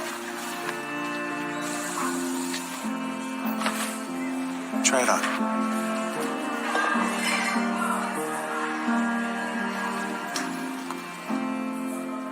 The shortest distance between two people is a smile. That's why we're committed to fighting hunger in our communities until everyone has a reason to smile. Stratton Van Til, where making life easier starts with a smile. Welcome back as Armour Construction presents RSN Game Night coverage of the IHSAA Football State Tournament right here on the Region Sports Network. All kickoffs are presented by Quintel Incorporated, handling jobs of all sizes since 1994. Miller will scoop it up, looking to break it upfield. Hall takes it forward, but will be stifled by the 59ers at the 25. So following the lengthy kick return by the 59ers, Southmont will not have much of a return, and they will start the third quarter trailing 31-12. And once again, they're starting at the 25-yard line. Andrean's kickers haven't kicked the ball in the end zone today, so if you're not going to kick it in the end zone and you can stop people and hold them back at the 25, you got to take that as a win if you're Andrean. Heath Tolliver's the quarterback for Southmont. Cale Chad and Gunnar Shirk, the running backs. Avery Stadler at fullback. Caden Miller and Ian Snook at receiver. Tyler Walls, John Smaltz, McAllister Dalton, Cohen Bradley, and Braylor Johnson make up the line. Under center, they'll hand it off to Stadler, but he's met in the backfield by the defensive line of the 59ers. They send him backwards for a loss on first down. Rocco Allegretti, nice job on the play. I hate to beat a dead horse, but there's another first down gain of nothing.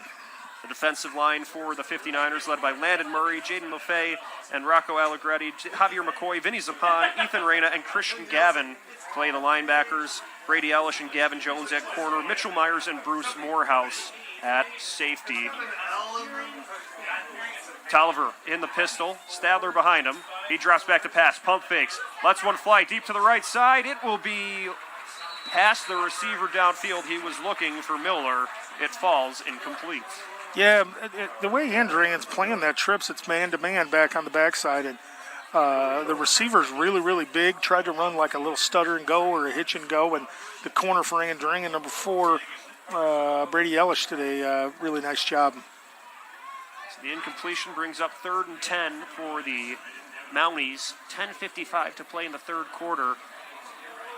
They're looking to extend this drive and try to work a comeback as the 59er fans making some noise. They'll split Chad out left in motion. Tolliver looking downfield, lets one fly. He's got Snook downfield, but it is a few yards past him downfield, incomplete. Well, they tried to work a guy up this seam. Sent 3 guys vertical. The free safety from Andrean did a nice job of staying on him, and he overthrew him. So, 4th and long, Niners are going to get the ball. Should be good field position here. So 4th down for the Mounties. The punter, Cooper Charles, on the field will look to send this one downfield. To return it, Andrean, as it's a bit of a delayed punt. He's going to keep it, tucks it and run. Charles off to the races, turns things to the right side, gets the first down, and then slides forward. So the fake punt works to perfection for the Mounties. They pick up a Four Seasons Mechanical first down. Yeah, and I don't even think it was a fake. I think it's just a read. That he's reading, is anybody coming? Nobody came, so he just took off. It's a good decision by him. So Cooper Charles picks up 14 yards on the ground. 1st and 10 for the Mounties from their own 39. Still working downfield. So Andrean will adjust defensively, gets their troops to the line. Southmont under center. It'll be a keeper. The quarterback, Tolliver, rolling downfield, and he's brought down by a pair of 59ers. Myers and McCoy in on the tackle. That's one of the first times that he's pulled it on their inside veer scheme. They were unbalanced in this direction. They're trying to get Andrean out of Andrean's base defense, and Andrean's doing everything in their power not. So the unbalanced, get an extra guy over there and see if Andrean will react to it.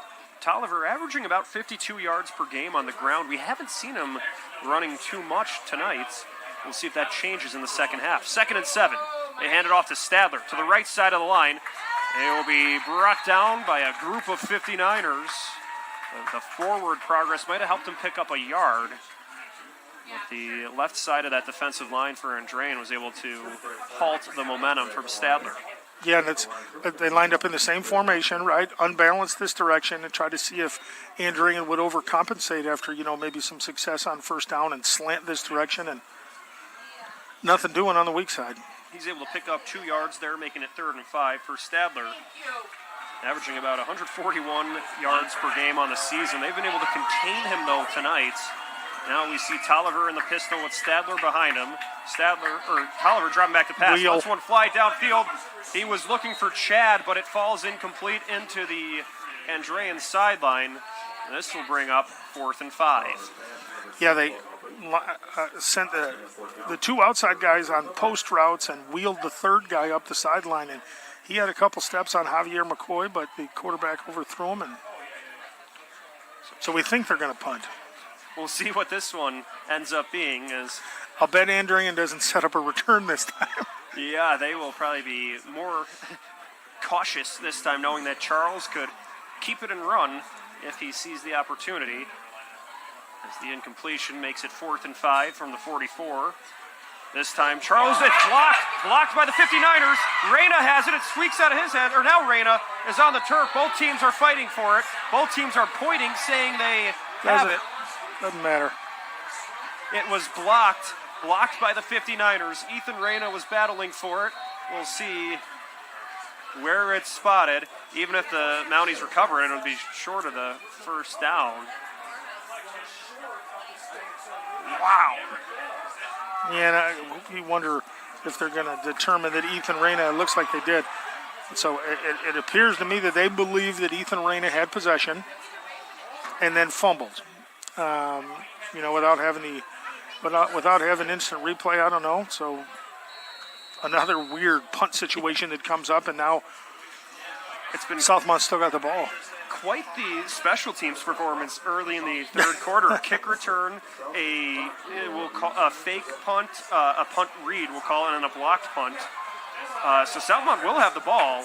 They hand it off to Stadler, who boogies forward towards the logo from the 44. So Southmont still has the ball. It's been an elongated drive with 8:55 remaining in the third quarter. They've gone about a little over 20 yards in total. Well, the situation here, Southmont is in an unbalanced formation again. They put two receivers off to their own sideline, hoping to draw somebody out of the box, and Andrean's not taking people out of the box. They're just locking those two guys up man to man. 8.5 minutes remaining in the quarter, 2nd and 7. Tolliver under center, Stadler behind him. They put Chad in motion. It's a toss to Chad on the left side of the line. He looks to dance forward along the left hash mark. He is forced down by the 59ers. Jaden Lofay in on the tackle, among others. Came back to that rocket sweep they ran earlier in the game, and this time had a lot more success. That's a 7 or so yard gain for them, and we're not third and short, right? Yeah. Third and about 3 yards to go from the 46. Just under 8 minutes remaining. Andrean leads 31-12, but Southmont driving here. They'll send two men out wide to the right. Stadler behind, or now he'll shuffle to the left of Tolliver. The tight end switch from left to right. Tolliver. He's going to hang on to it. Runs through the middle. Tolliver has room to go. 25-20. Heath Tolliver calls his own number and brings it in for the score. And the Mounties, fighting their way back here in the third quarter, make it 31-18 with 7.5 to go. Great play design. Shift two guys over to create an unbalance, and then they run a power read with the quarterback. When Phil Mason was the coach here at Andrean, they made a living running that play, and the Red Sea parted, and now we got a game again. So Tolliver takes it over 40 yards in for the touchdown, 31-18. We'll see if they will go for two here. They've had a couple of miscues on the PAT, or one miscue on the PATs, and trailing this much, they might have to go for two. So Tolliver brings his team to the line. They are going for two. Stadler behind him in the pistol. Tolliver's going to keep it. Pitches it to the left to Stadler. But the 59ers were waiting for him. They stop him at the 5. Mitchell Myers makes the first contact and takes away the 2-point conversion. Which puts us at a 13-point deal right now. I'm sure that their coaching staff's got a card somebody's got in their pocket that tells you should you go for two or should you go for one, and I'm assuming that's what the card said to do. You're watching the IHSAA Football State Tournament presented by Armour Construction on the Region Sports Network, the only game in town. Thinking about what to do after high school? Consider a career with Boilermakers Local 374. As a Boilermaker apprentice, you'll earn while you learn. We offer excellent wages and benefits, and as part of our no-cost hands-on apprenticeship program, you'll learn from the best in state-of-the-art training centers and on the job. Become a union Boilermaker and get on your way to a great career. Find out more, visit www.local374.org or call 219-845-1000. You're watching coverage of the Indiana High School Football State Tournament on the Region Sports Network presented by Armour Construction. As kickoff and all kickoffs are presented by Quintel Incorporated, handling jobs of all sizes throughout the country since 1994. So it was about a 75-yard drive for Southmont, taking up 4.5 minutes or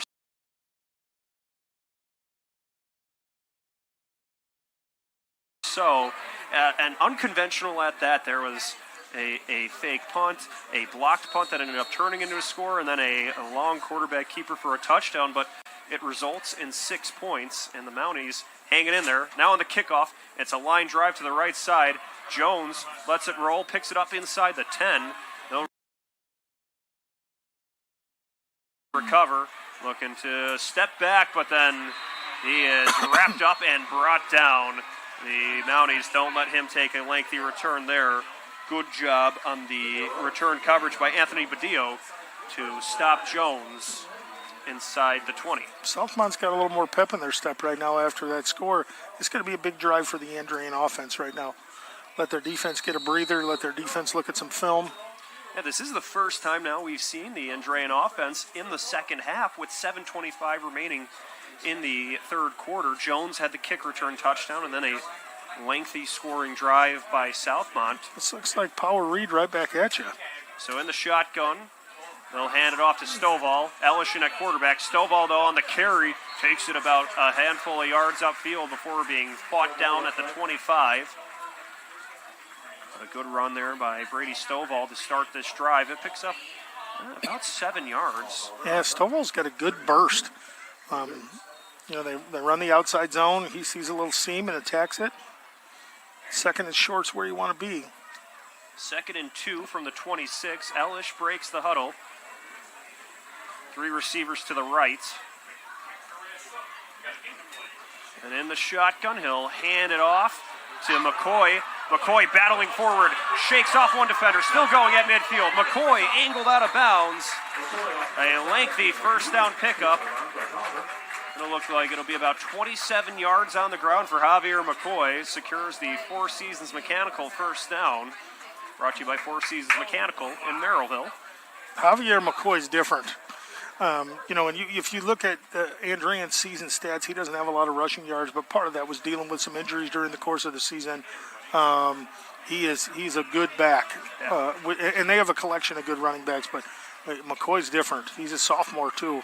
We've seen him add a 20-yard rushing touchdown, some great tackles on defense. Now Ellish is going to keep it, breaks through one tackler, taking it, and the ball squeaks loose. The ball pops out. The ball's on the grass. Ellish will cover it up. He was able to get past the 40 into Southmont territory, and then the ball was kind of punched out of his arm, and then he was going down to the turf. He covered it up. Gets the Four Seasons Mechanical first down, but a little bit of a scare at the end of that one. Yeah, Andrean has a luxury with Brady playing that they can line up in some empty looks and run their base run game, just direct snap it to him, and because he's a really good runner. So they do it again right now. They're in empty. 1st and 10 from the 38. Under 6 minutes to go. Ellish rolling to his left, looking downfield. Lets one fly. Gets it to Vo. Vo takes it to the 22 where he'll tumble forward.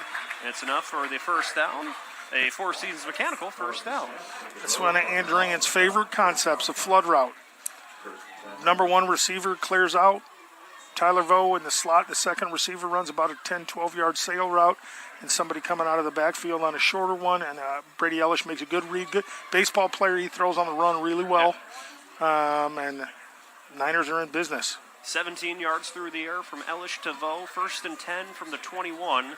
5:20 to play in the quarter. Ellish in the backfield. They have a tight end to the right side of the line. Now they'll put a man in motion. They hand it off to Vo, but it's a keeper for Ellish. Ellish keeps it, takes it to the left side of the line, and then is pushed out of bounds to the Southmont sideline. Brady Ellish, nice misdirection by the 59ers. Yeah, that's that power read that Southmont just scored on. Andrian creates problems when they go empty. And, basically they're just trying to get a hat count and find out, are you going to go out and cover people? And if you are, then Brady Ellish is going to kill you running the ball. Ellish gets 8 yards on the ground, making it 2nd and a couple from the 14. So he's able to get to the sideline there, the left sideline, so they're at the left hash mark. Driving to the Andrean end zone. Ellish hands it off to McCoy. He lowers the shoulder, keeps fighting forward, is able to get up to the 11. It should be enough for the first down. It will be. It's a Four Seasons Mechanical first down. Well, and as a coach, you want your guys to win those 50-50 plays. And the safety came up, hit McCoy for gain of none, and McCoy's big and strong enough that he's able to get a couple yards out of it and finish going forward. 4.5 minutes, just over 4.5 remaining. It's 1st and 10 from the 11. So the 59ers could get a first down and still get a new set of downs. Trying to score here. Ellish with McCoy to his right. Ellish is going to keep it. Dancing forward. First hit at the 5, then twists forward as then the Mounties were able to stop him at the 5 on that last burst. So it'll be 2nd and short.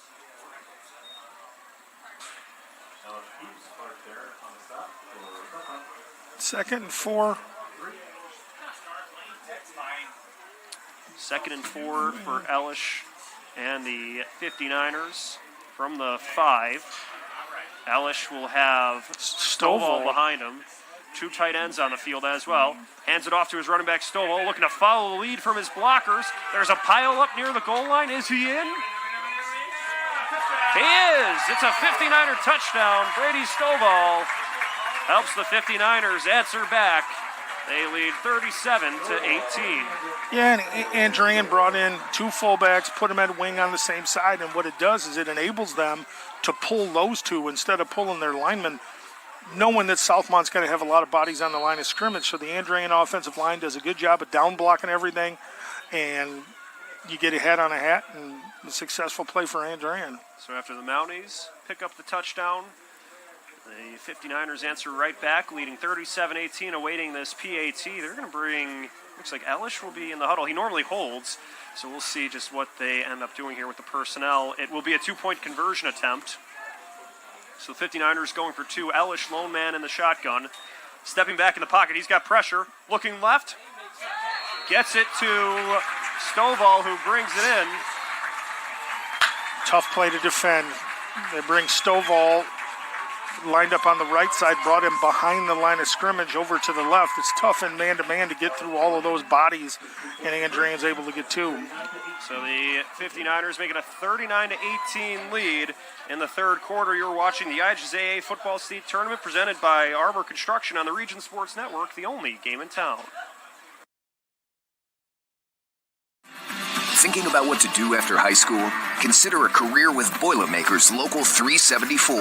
As a Boilermaker apprentice, you'll earn while you learn. We offer excellent wages and benefits, and as part of our no-cost hands-on apprenticeship program, you'll learn from the best in state-of-the-art training centers and on the job. Become a union Boilermaker and get on your way to a great career. Find out more, visit www.local374.org or call 219-845-1000. Four Seasons Mechanical proudly serves Northwest Indiana, providing quality, reasonably priced, reliable service. With a quality and comfort guarantee, the professionals at Four Seasons Mechanical offer a wide range of services in heating, ventilation, and air conditioning. Whether it's residential or commercial, Four Seasons Mechanical is there 24/7. To find out more, the website is fourseasonsmechanical.com or give them a call at 219-756-7020. Four Seasons Mechanical, your indoor air quality specialist. Ichiro Wachowski gets ready for this Quintel kickoff. All kickoffs are presented by Quintel Incorporated, handling jobs throughout the country since 1994. The 59ers looking to track down this return man. It's Chad. He gets tripped up and falls to the 30. So Ichiro Wachowski, the freshman, makes the kick downfield. And that was actually Brody Lane on the PAT. He wanted to make sure we gave credit where credit's due. We're also watching coverage of the Indiana High School Football State Tournament on the Region Sports Network, presented by Armour Construction. It's a nice open field tackle on the kickoff. He did a good job of getting his hips down. And so now the Mounties will try to battle their way back after Andrean responded in a big way after they surrendered a touchdown, scoring a touchdown, and then completing a 2-point conversion to make it 39-18. It's an uphill battle for the Mounties. They put Shirk in motion. Reverse. It's a reverse. Chad has it. Chad breaks through the middle. He crosses midfield, surges to the left to the 30, 25-20. Kale Chad takes it all the way to the end zone. No flags. He will score on the first play of the drive. Kale Chad with his 10th touchdown of the season.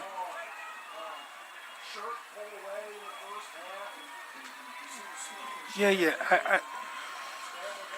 They lined up in a lot of unbalanced sets, and then they show run action towards the unbalanced side, bring it back, pull a lineman, and it's kind of like Red Rover. You got a lot of guys up at the line of scrimmage, and once you get through, it becomes a foot race, and Southmont's not quitting. It's a 72-yard touchdown run for Chad from the left side of the line.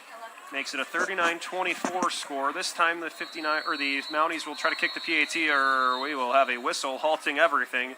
We'll get things sorted out. It'll be Creed Gardner to attempt the PAT. Tolliver with the hold. Yeah, their quarterback's holding, so you never know. The offsides on the 59ers, so we'll do the PAT all over again. Tolliver on the hold And the long snapper will look to send it backward. I believe that is the long snapper. That'll be John Smaltz. But the PAT the Mounties trying to bring them to a 14-point deficit as they had a missed PAT. They had a missed 2-point conversion. We'll see what they end up doing here. As they're trying to stay in this one. Yeah, Gardner boots the PAT through the uprights, so now it's a 14-point deficit, 39-25, 3:23 to play in the third quarter. You're watching the IHSAA Football State Tournament presented by Armour Construction on the Region Sports Network, the only game in town. From lighting up Friday night football to powering the classrooms that shape the students of Lake County, IBEW Local 697 is proud to support our region's schools and the communities we call home. A career as a union electrician could be your next great move. Your next cap might be a hard hat. IBEW Local 697, powering futures, powering the region. Old Man Winter is just around the corner, and that means temperatures will soon begin to drop. And a region winter is not the time to be left out in the cold. The professionals at Economy Electric Heating and Cooling can tune up that old furnace or install a new unit that can last for years. Your family deserves to stay comfortable this winter, and with 24/7 emergency service, comfort is just a phone call away. Economy Electric Heating and Cooling, 219-923-4441. Or for more info, the website is forajobdoneright.com. You're watching Region Sports coverage of the 2025 IHSAA Football State Tournament presented by Armour Construction. And this kickoff is presented by Quintel Incorporated, handling jobs of all sizes throughout the country since 1994. Gardner steps into his kick, sends it shoulder height downfield. Jones watches it roll to the end zone, and that watches it roll not to the end zone, out of play into the sideline. So that will help the 59ers. 3:23 remaining here in the third quarter. We have also received word that Adams Central has won, defeating Eastbrook, so the scenarios start to become more clear. All scoreboard updates are brought to you by Strack & Van Til, your favorite Indiana-made grocery store. I believe now if the 59ers win, they would host the semi-state championship, which would be massive with this home field advantage. Home field advantage in a semi-state is huge because it's a really, really long drive usually for whoever you're playing. Wanting to take care of business here against the Mounties. 1st and 10 from their own 35. So look how that counter coming back this way. So Gore will hand it off to Stovall. He breaks past one tackler, still going. Takes the third man to try to stop Stovall. He picks up about 3 yards. That's a lot of work for 3 yards. Yeah. That's a great run by Stovall. Does a nice job of keeping his feet going. Some other scores from around the region. South Bend St. Joseph leading over Hobart 10-7. 2nd and 8 here. Merrillville leading over Michigan City 20-7 in the third quarter. Gore and the 59ers break the huddle. You can follow all of tonight's region football scores on the Strack & Van Til hometown scoreboard. Gore tries the hard count, hands it off to Stovall. He breaks to the left side of the line, keeps going, gets the first down, and then tripped up. A shoestring tackle prevents him from taking that one further as he crossed past the 45. Gets the Four Seasons Mechanical first down. We haven't seen a lot of penalties in now we will see one. The holding. And that's Andrean has had success when they line up in trips to the field, running that counter back into the boundary. Javier McCord scored on it earlier. They had another nice run there, but nullified by a holding penalty. So the holding erases what would have been a nice pickup on the ground for Stovall. It'll be 2nd and 15 for the 59ers. The football will be placed, the nose of the football will be at the 30 of Andrean. So Gore, lone man in the backfield, 2 receivers to either side, a fullback to the right side of the line. Gore in the pocket, looks right, throws it towards Sullivan, but then Sullivan dropped by the defensive back, Snook. Yeah, and it's a tough read for the quarterback because Southmont is showing a cover 4 look, and they end up rotating. They're putting like some palms coverage and rotate up. And the corner did a really nice job of keeping his eyes on the number 2 receiver and breaking on the ball. So that could have been a big play, but a nice play by the Southmont corner. So Snook tackles Sullivan there. It's a 4-yard gain from Gore to Sullivan. A sophomore quarterback throwing to a freshman wide receiver. So some underclassmen contributing for Andrean. That's been a theme this evening. Gore in the pocket, looking to pass. Throws one to Vo to the left side of the line. Vo turns it upfield, gets past the 45, and will be stopped. Tolliver makes the tackle, but it's enough for a Four Seasons Mechanical first down for the 59ers. That's a play right off of the 2-point conversion that they just ran there. That time he throws it to Tyler Vogel in the other direction. That's difficult to defend.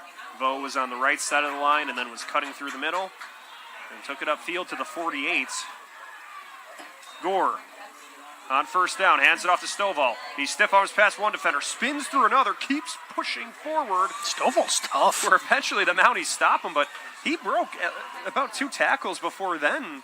It took a group of Mounties to tackle him. He stiff-armed Clark, the linebacker, and then had a nice spin move on another. Andrian's got running backs falling out of their ears. Yeah, no kidding. And we haven't even seen Ethan Reyna. Yeah, and we saw him with the 1 touchdown run down at the goal in the goal line. But that was back in the first quarter. And what's interesting to monitor, you have Stovall, a junior, McCoy, a sophomore.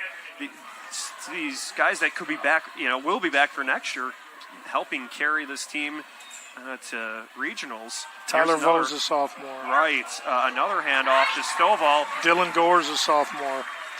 Stovall will gobble up about 7 yards there, making it 3rd and short. That'll be the last play of the quarter. He runs with great pad level. So Stovall makes it 3rd and short. The 3rd quarter will end with that play, with Andrean leaving it over Southmont, 39-25. The 4th quarter will be next. You're watching the IHSAA Football State Tournament presented by Armour Construction on the Region Sports Network, the only game in town. Earn while you learn from the best hands in the business. The Bricklayers Allied Craft Workers for Indiana, Kentucky Apprenticeship. That's right, this is a paid apprenticeship. I'm getting an education while learning a trade and getting paid for it. The thing that surprised me the most about this apprenticeship program is the respect I've received after the proper time and training. Classes start soon, so apply now. There are training centers throughout Indiana and Kentucky. We are the Bricklayers and Allied Craft Workers for Indiana, Kentucky Apprenticeship. The best hands in the business. Calling all current and future homeowners in the Northwest Indiana area. Whether you're buying or selling, Brent Wright is here to make your real estate journey smooth and successful. With years of experience, personalized service, and a deep knowledge of the market, Brent will help you find the perfect place or get the best deal for your property. Call today at 219-406-7195 and take the first step towards your real estate goals. Contact Brent Wright, the right way to buy and sell real estate.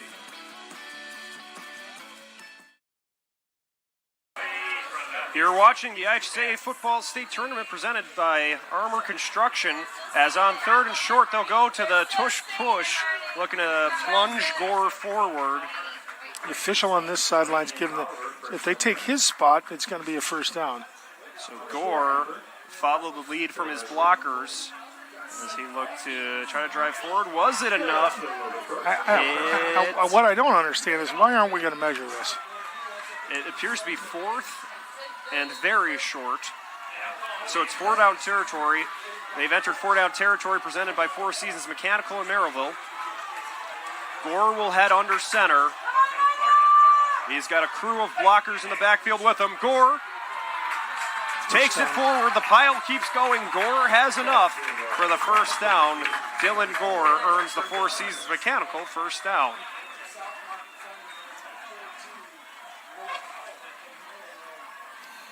So Gore doing the dirty work there for the 59ers, moves the ball to the 40. Well, they're still working into Southmont territory. 11:23 left to go in the 4th quarter, pardon me. It's 4th quarter time here at Father Eckert Stadium, with Andrean leading over Southmont 39-25. Gore will be in the pistol. He has Then look, their counter game. McCoy behind him. They give it to McCoy. This time he's got a few Mounties waiting for him, but the pile keeps going. They push it forward, and then McCoy bursts through the pile. Javier McCoy's different, I'm telling you. There was chaos there. There were white jerseys and red jerseys circled up. It was kind of just a gathering at the 35. Then all of a sudden, McCoy just emerges from the pile. Somebody forgot about him in all that chaos, and he gets about 8 yards on that carry that was looking like it was about to be subdued for about a gain of 2 or 3, but McCoy picks up 8. That personnel group, the one they're in right now, with the two fullbacks here, the two wings that you got over here on the left-hand side, has been really good for them. McCoy behind Gore, a receiver to either side as well. They give it to McCoy. He goes through the middle and then slides forward. Javier McCoy earns the Four Seasons Mechanical first down for the 59ers. He runs with a lot of confidence and a lot of physicality for a sophomore. And he's big. Yeah, you can't teach size, and he's got the other things going for him as well. And now he will take a breather on the sideline. Stovall, another physical running back, gritty running back in for the 59ers as McCoy stands at 6'2", 210. But Stovall behind Gore in the pistol. A receiver split out either way. They're going to give it to Stovall again, but this time the Mounties waiting for him. They'll contain him at the 30 for a loss of 2. Yeah, they tried to run an isolation play up through B-gap and send both those guys up, and Southmont got penetration off the edge and able to find their way around it. It's a loss of 2, making it 1st and 10 from the 29. 9 minutes, 20 seconds to go in the fourth quarter. Andrean leading by 14. Gore makes his way back to the huddle after getting the play call. They break the huddle, head to the line. 7 seconds on the play clock. They'll have to adjust Vo from right to left. Taking it down to 2 seconds, they get the snap off. There's that flood again. Gore rolling to his left, connects with Vo, and then he's shouldered to the sideline, forced out. Broke the tackle from Chad, and then Clark forces him out of bounds. So it's a nice pickup of about 4 yards from Gore to Vo. Yeah, Andrian's moving Vo around. He gets a lot of attention because he's scored a ton of touchdowns, had a lot of yards, and last time they ran that play, he was the number 2 receiver running the deep out. This time they brought him over in motion. He ran the short one, and it's actually a 6-yard pickup for Vo. They were 2 yards behind, so it was 2nd and 12, so makes it 3rd and 6. Gore and the 59ers break the huddle. 3rd and 6 from the Southmont 24. They'll put Sullivan in motion. Sullivan slips up at the left hash mark, and that will bring out the penalty marker, or it'll be against the Mounties. So they were putting the receiver Sullivan in motion. He was going from right to left, and then he was going to pivot and go back to the right, but then he slipped up and fell, and I think that caused then a Southmont player to jump off sides. It's a huge play. Makes it 3rd and 1 now from the 19. Now the 59ers just need a yard, or maybe a yard and a half to go to get a new set of downs. Under 9 minutes remaining. 3rd and 2 from the 19. The ball is loose. The football is loose. It's on the grass. Gore pounces on it. He was trying to hand it off to Stovall, but then it squeaked away, and then Gore makes the safe play, jumps on it as he had a defensive lineman, Smaltz, barreling towards him as well. It brings up 4th down. Well, and that's the guy in the backfield. That's the read key. They're trying to run power read that Southmont scored on. That Brady Ellis had a couple long runs on, and he got vertical. The decision to pull was a little bit late, and so the ball's on the ground. The 59ers will go for it on 4th and 5. Gore stepping back to pass, shakes past one Great blitzer, job. Gets past Keep your Stadler, eyes. looking downfield, fires it to a pair of receivers, but it pops loose, incomplete. So it'll be a turnover on downs. The 59ers were in 4-down territory, presented by Four Seasons Mechanical in Merrillville, but the Mounties get the stop and stay alive with 8:09 remaining in the fourth quarter. Southmont trailing by 14. They'll bring their offense back onto the field at their own 23. Yeah, the protection's tough on that. Southmont went to man, showed that they were blitzing with both inside linebackers, and then brought the two outside linebackers. But Dylan Gore did a great job of evading the first guy, but now he's running sideways and throwing on the run. And Heath Tolliver will be in the pistol. He's got Stadler. Now it's shotgun to his right. Power read. They give it to Stadler. Stadler looks to turn the corner at the left side of the line. He'll roll forward for a couple yards. So he picks up about 5 on that first down carry. So you always have to watch for Avery Stadler with 22 rushing touchdowns on the season. He had a fumble recovery touchdown defensively tonight, but the 59ers trying to contain him on the offensive front. Yeah, it's a difficult play to defend because, they're reading the front side end, and both options are good for them. Their quarterback's a good runner, the tailback's a good runner. It's tough. On 2nd and 5, they hand it off to Cale Chad. He works to the right side of the line, still going forward, and then he'll stumble into the Andrean sideline. Yeah, he might have just got hurt there. He looked like turned an ankle or something. He was making his way to the sideline and then lost his footing a little bit. He was able to get enough for the Four Seasons mechanical first down. A new set of downs now for the Mounties from their own 42. 7:27 to play in the fourth quarter. They'll adjust personnel. Andrean leading 39-25, but the Mounties are fighting back. Yeah, and we talked about before the game that Southmont does a lot on offense, and their caveman option game, try to cram it up the middle, has not been successful. And since the second half, they've spread out and done some more spread type concepts, and they've had a lot more success. Tolliver on the keeper takes it forward for 3 yards, lowers the shoulder, and will take the football to about the 44. Just trying to drive forward, but for what's been a heavy dosage of the run game tonight, they've gone out of it in a lot of different looks, and so they've forced the 59ers to have to play on their toes here and be ready for whatever they throw at them. 2nd and 8 from the 44. They'll shuffle things around with the tight ends to the left side of the line. We've seen this look. Tolliver hands it off to Stadler, beautiful. but Christian Gavin meets him in the backfield and will spin him backwards for a loss. So they went to the long touchdown that the quarterback scored earlier in the game's on the same exact play. Shift your tight end and wing over to unbalanced, then you get some kind of power read play, and when the outside linebacker comes and gets penetration, that's a problem. Christian Gavin with a tackle for a loss. Sends him backward 3 yards.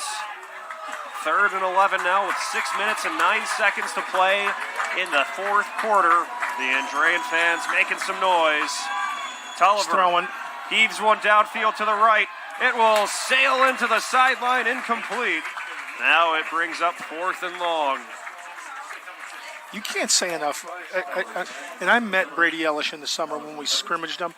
Super, super polite kid. Seemed to be a really good leader, good with the younger kids. And, for being a quarterback and running and doing the things as well as he did, he's been awesome all night at DB. That was great coverage. There was nowhere for the guy to throw it.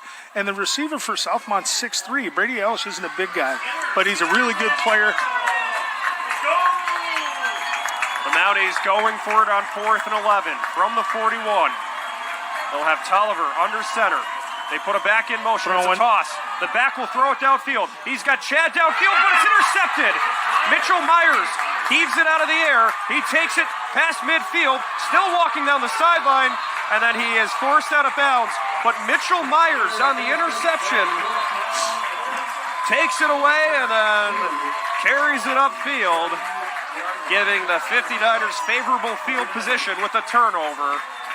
The ball hawking safety picks up his 3rd interception of the season and picked a great time for it. And both of Andrean's safeties did a nice job of reading their, it's 4th and 10. You're not running toss. Yeah.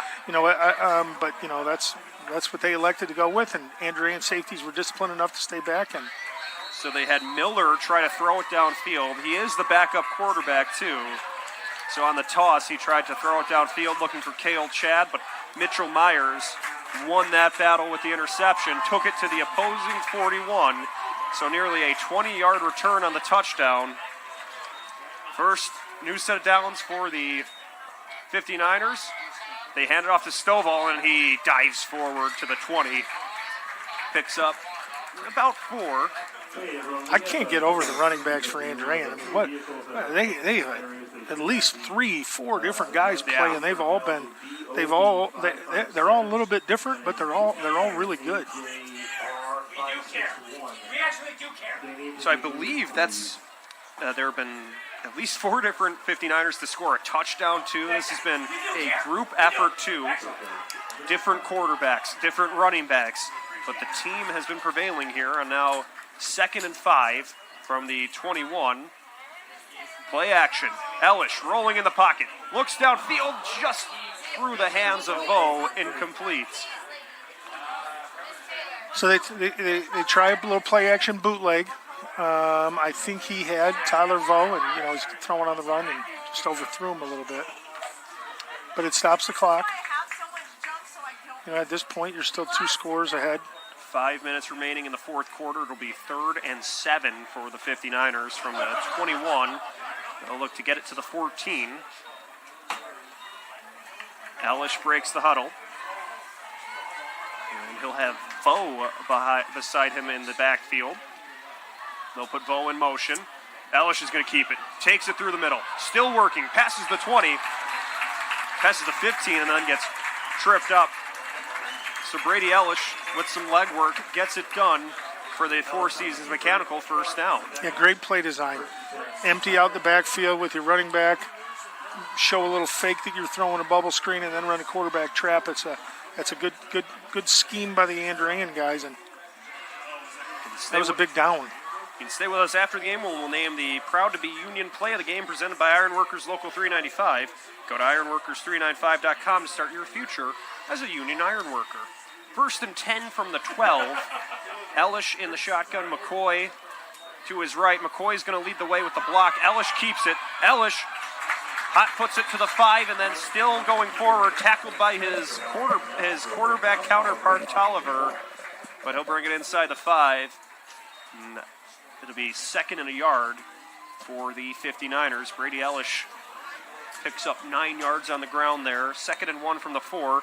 They'll go to the tush push here.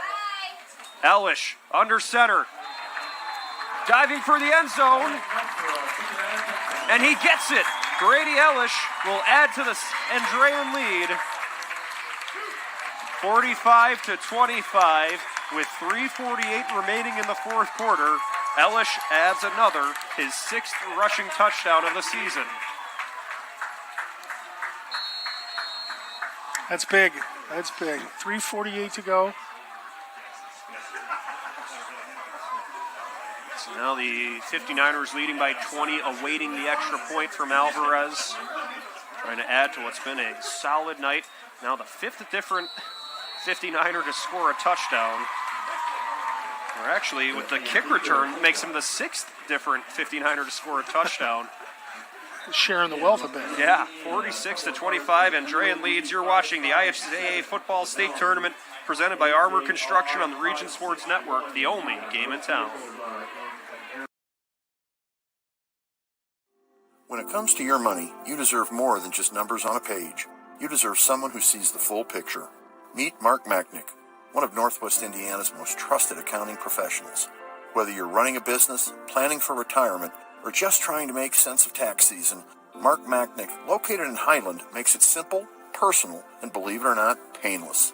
Contact Mark and his team today at 219-595-5290. Mark Machnick, CPA. Life isn't always loud. Sometimes it's the quiet moments that matter the most. Of effort, of a dream taking root. And behind those moments, there's trust. Thank you for trusting Centier Bank with those moments and making us a part of your story. Thank you for the opportunity to earn your trust. Coverage of the 2025 IHSAA Football State Tournament presented by Armour Construction. this kickoff and all kickoffs are presented by Quintel Incorporated, handling jobs of all sizes throughout the country since 1994. So Andrean leading by 20 as Wachowski hammers it in the air. It'll be a fair catch as Tolliver goes rolling down with it near the 25. So now Southmont has some work to do, trailing with 3:45 remaining in the fourth quarter. The Andrean defense will look to stand tall here against a Southmont team that threw an interception on the last play, trying to fight their way back in. Tolliver will have Stadler behind him in the pistol. He's looking downfield for the screen to Stadler. He hauls it in and looks to get upfield, but he is met by the 59ers, still battling as they fight him down, and the ball is loose. The football is loose. The football is loose. It was a fumble, but it's recovered by Shirk and the Mounties. He was able to get to that one. Well, Jordan LaFoy made a really good initial contact in space. It looked like for a second there that Southmont was going to have something on that screen, but LaFoy makes a nice play. So 45-25, Andrean leads with 3 minutes remaining in the quarter. As Tolliver in the shotgun. Rolls to his right, looks downfield, sends one towards Chad, but it's broken up. Nice coverage by Myers with the pass breakup. Knocks it out of the hands of the receiver, Cale Chad. The incompletion brings up 3rd and 8. Yes, that's a great play by Myers. Myers, who had the interception on the last drive, now gets the PBU as it's a 45-25 lead for the 59ers. The PAT was no good on the last possession. So Andrean leading by 20 with 2:50 remaining in the fourth quarter. As the players on the sideline urging for the crowd to make some noise. It's 3rd down. Tolliver, play action. Heaves a pass downfield. It's incomplete over the head of Morehouse. The incompletion brings up 4th down. Stay with Region Sports after the game as we send it back to the Centier Bank studio. RSN will recap all of tonight's action from around the region, all from the Centier Bank studio. 4th and 8, obviously. Southmont's got to go for it. They've entered 4-down territory presented by Four Seasons Mechanical in Merrillville. As they've got 8 yards to go here, trying to keep their hopes alive here. Down by 20 with 2:46 to play in the fourth quarter. Tolliver has Stadler behind him. Scanning left. Looks downfield for Chad. It's intercepted. Intercepted by the 59ers. McCoy will waltz all the way to the end zone. It's a pick 6. Well, they tried that play earlier, and the guy had a couple of yards on Javier McCoy, and he overthrew it. This time McCoy gets underneath it, and the Niners are going to the semi-state, boys.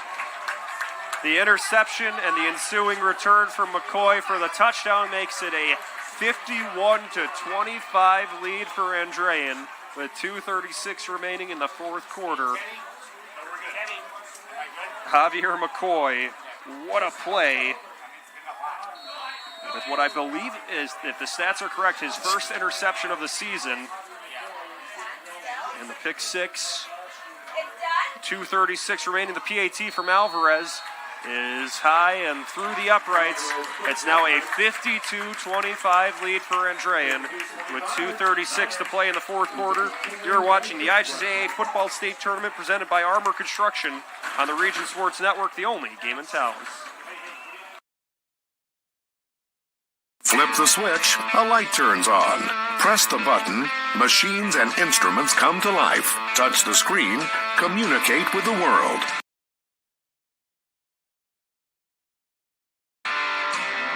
Simple tasks, guaranteed results, every second of every day. That's the power of power. And that's the power brought to you by the NECA contractors and electrical workers of Local 531.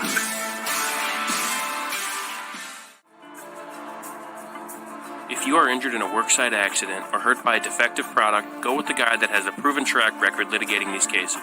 Otto Schregel, a principal partner at the Allen Law Group, will make sure those responsible for hurting you are held to account for their negligence. With multiple offices in Indiana and Illinois, you can reach them at 219-465-6292 or reach them out on the web at www.kenallenlaw.com.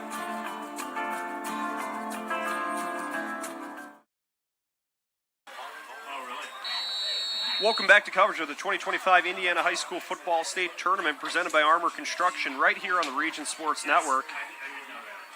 The Quintel kickoff skips over one return man, but is scooped up, and Mac Custy makes the tackle at the 30. But the Mounties will take over, trailing 52-25 with 2.5 minutes. And how about the night Javier McCoy has been having? 2 touchdowns, one on each side of the ball. He had a 20-yard rushing touchdown in the first half, and then now he adds a interception return for a touchdown, about a 40-yard return. So he's having himself quite the evening. Oh, he's going to play on Saturdays, that's for sure. He's only a sophomore, too, so that's the scary thing for opposing coaches. So many of these Andrean players that are contributing as starters will be back next season, and in a few cases, the season after that. Tolliver hands it off to Stadler, and he'll be wrestled down after a gain of 2. So the 59ers looking to finish things strong here as they will have a home semi-state game against Adams Central a week from today. That will be an exciting one, to say the least. Yeah, that's nice. Coach Skinner and his staff are able to get some people in the game right now so that they got to play in a regional final. Sometimes these games don't end up that way. As there's some movement before the snap, and this one the position of the ball might change, as it'll be a penalty against the 59ers. A little bit early on that one. Yeah, I think Christian Gavin walked up and acted like he was going to go. He must have stepped into the neutral zone. So a minute 55 left to play, and you want to just try to close things out here. It'll be second and short from the 41.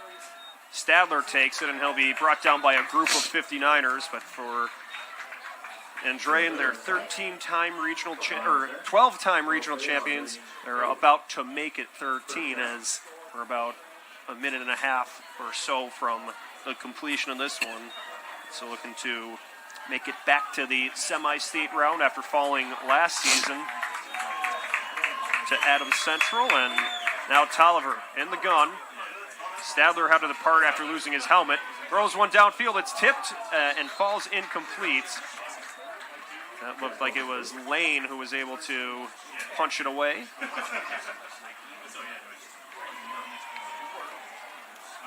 So the incompletion makes it 2nd and 10 with a minute 28 remaining in the fourth quarter.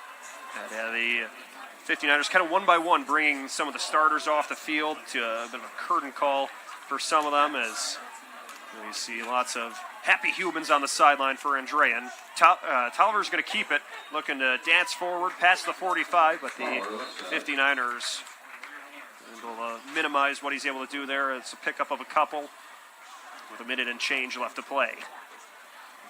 Yeah, it's, like I said, it's good that they're getting a lot of kids in right now. A lot of different kids are making tackles. It's a good memory for them. It's always fun to get to say you played not just in a regional championship, but a regional championship we won. Yeah. And it'll be something to look back on fondly, because you never know with the nature of playoff football how close it ends up being. Tolliver takes it to the left side, and diving tackle by Gavin, and then Tolliver is down on the play. So that's not what you want to see at this point in the game, is an injury to either side, and we'll see if Tolliver, if he's able to stay in this one, as he is a senior quarterback. Yeah, and Southmont's had a great year. Absolutely. They're 10-1, lost to an undefeated team that's a top 5 team and I want to say 4A, Cascade. I think it was, and they got blown out. But I mean, 10-1. That's a lot of wins. Yeah, they've won their last 4 too, so they were rolling at the right time as the trainers are on the field to check up on Tolliver. So a reminder that you can stay connected with all things Region Sports by supporting and following us on social media. We're always active on YouTube, Facebook, Instagram, X, and online at regionsports.com. Celebrating over 25 years, we're proud to still be the only game in town. So Tolliver's back up on his feet and will make his way with the help of a trainer back to the sideline as with 43 seconds remaining. The senior quarterback helped off the field, so we'll see who will be at the signal caller spot to play this one out. It could be Caden Miller. Miller, the sophomore, who's played some wide receiver and defensive back this evening, so potentially a look to the future for the Southmont program of who could be running this offense next year, but certainly a lot to be proud of for Southmont too this season, and some players to look forward to for next season. Miller hands it off to Stadler, who fights his way forward. He breaks free. Stadler's got room to go. Crosses the 25 to the 20. He will make his way to pay dirt. Avery Stadler, still fighting with 32 seconds left, takes it to the house for a Southmont touchdown. And as much as, everybody they scored. It doesn't matter at this point what the score is. Yeah. That kids are getting an opportunity to play, and whatever they made a play. For Stadler, he's a senior. That's his last time wearing a Southmont uniform, and hopefully now what it does is Andrean gets the ball back, and it allows Coach Skinner and his staff to get some guys in on the offensive side of the ball. For Stadler on what's likely his last touchdown as a Southmont Mountie. Yes. Makes it his 23rd touchdown of the season, so ends what's been a tremendous season for Avery Stadler. The extra point goes through the uprights, as we'll keep it here as the Mounties and 59ers get ready for, and we might see them run out the clock here, but prior to the kickoff here, I think that might be all. If you bet the over today, sheesh, 84 points. That's a lot.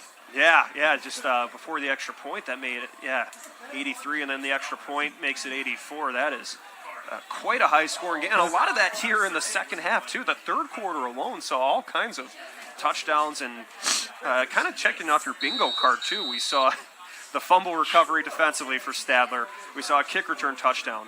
A lot of plays, not exactly how you draw it up, but have resulted in touchdowns this evening. The playoffs are tough. You feel for the Southmont kids now. There's so much emotion that goes into this. A lot of these guys have been playing together since they were in Pop Warner. It's a small town, a small community. The community's all here to support them. At some point, not today, not tomorrow, but at some point they're going to be able to look back and say, we were 10-2, won a sectional title, and they'll feel good about it. It's the playoffs are super emotional for the seniors because a lot of those guys, this is it. It's the last time they're ever going to put on their stuff. So the squib kick will be handled by Vo. This kickoff, a Quintel kickoff presented by Quintel Incorporated. With 29 seconds remaining, we'll see likely some of the reserves in for Andrean to kneel this one out and turn their sights to the semi-state round where they'll be hosting Adams Central here at Father Eckert Stadium. And I don't know what the numbers say, but being the home team in the semi-state is a huge, huge advantage. Oh, yeah. You think about the commute to, not having to get on the bus and. Yeah, absolutely. And coach is not going to have a difficult time motivating the Niners because this is the team that knocked them out of the tournament last year. So I'm sure that there's a lot of people wearing Andrean uniforms today that in their head they got some get back that they're going to want to take care of next week. And so the knee from Elish, that will do it. The 59ers have a date with Adams Central in the semi-state round next week.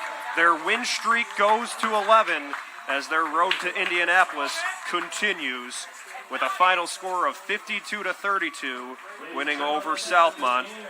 The Mounties end their season at 11-2. For the 59ers, they improved to 11-1 with the handshake line here. We will have a couple post-game awards to hand out, so we'll put a bow on this one next. Stick around. You're watching the IHSAA Football State Tournament presented by Armour Construction on the Region Sports Network, the only game in town. With offices in Munster and Cedar Lake, Ethos Dental Group offers a full scope of general and cosmetic dentistry with expertise ranging from porcelain veneers to dental implants, crowns, and bridges. At Ethos Dental Group, you're assured that Dr. Mark Stojkovic and his associates, Dr. Emily Hansen and Dr. Brian Douts, utilize the latest in technology. Check out ethosdentalgroup.com or call 219-595-3432 to schedule an appointment. Ethos Dental Group, dental care you can believe in. Located in the heart of downtown Indianapolis, the newly renovated Hampton Inn is within walking distance to over 30 restaurants and attractions, including Lucas Oilfield and Cambridge Fieldhouse. Hampton Inn has much to offer, including a hot breakfast, high-speed internet access in every room, as well as a fitness center. Why wait? Make your reservations today. Call 317-261-1200 or make them on the web at hamptonin3.hilton.com. Hampton Inn, Indianapolis, downtown. Custom copper work, Armour Construction does it all with the highest quality and integrity. Serving Lake, Porter, and LaPorte counties, trust the best exterior construction company in Northwest Indiana to protect your investment.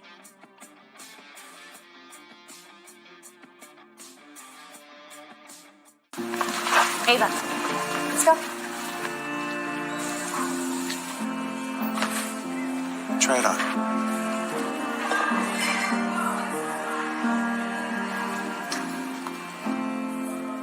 The shortest distance between two people is a smile. That's why we're committed to fighting hunger in our communities until everyone has a reason to smile. Stratton Van Til, where making life easier starts with a smile.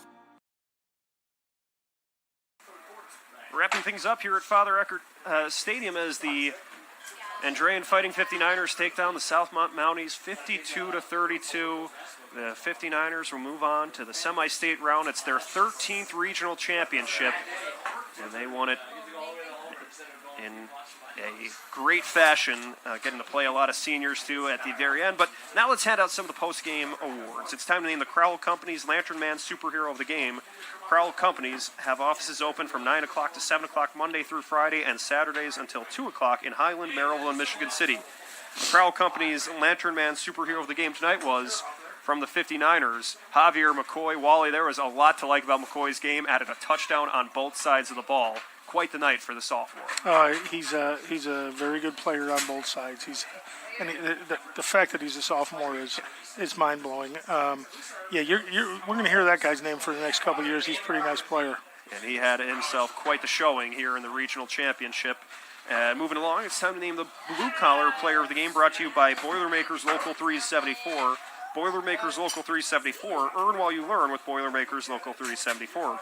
The blue collar player of the night was from the Andrean 59ers, their defensive end, Landon Murray. He was another junior for the 59ers, a player that was all over things at that defensive end position. And early in the game, when they were trying to run their option stuff, he did a great job of defending it, did a really nice job defending some perimeter runs, and made two great plays on screen passes. So good for him, good for the.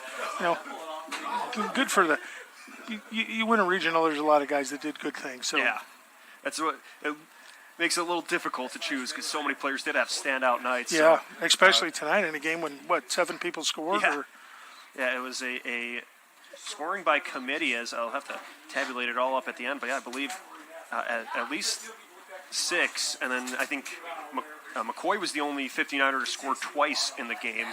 Every other touchdown was scored by a different player. But now it's time to name the proud-to-be Union Play of the Game, presented by Ironworkers Local 395.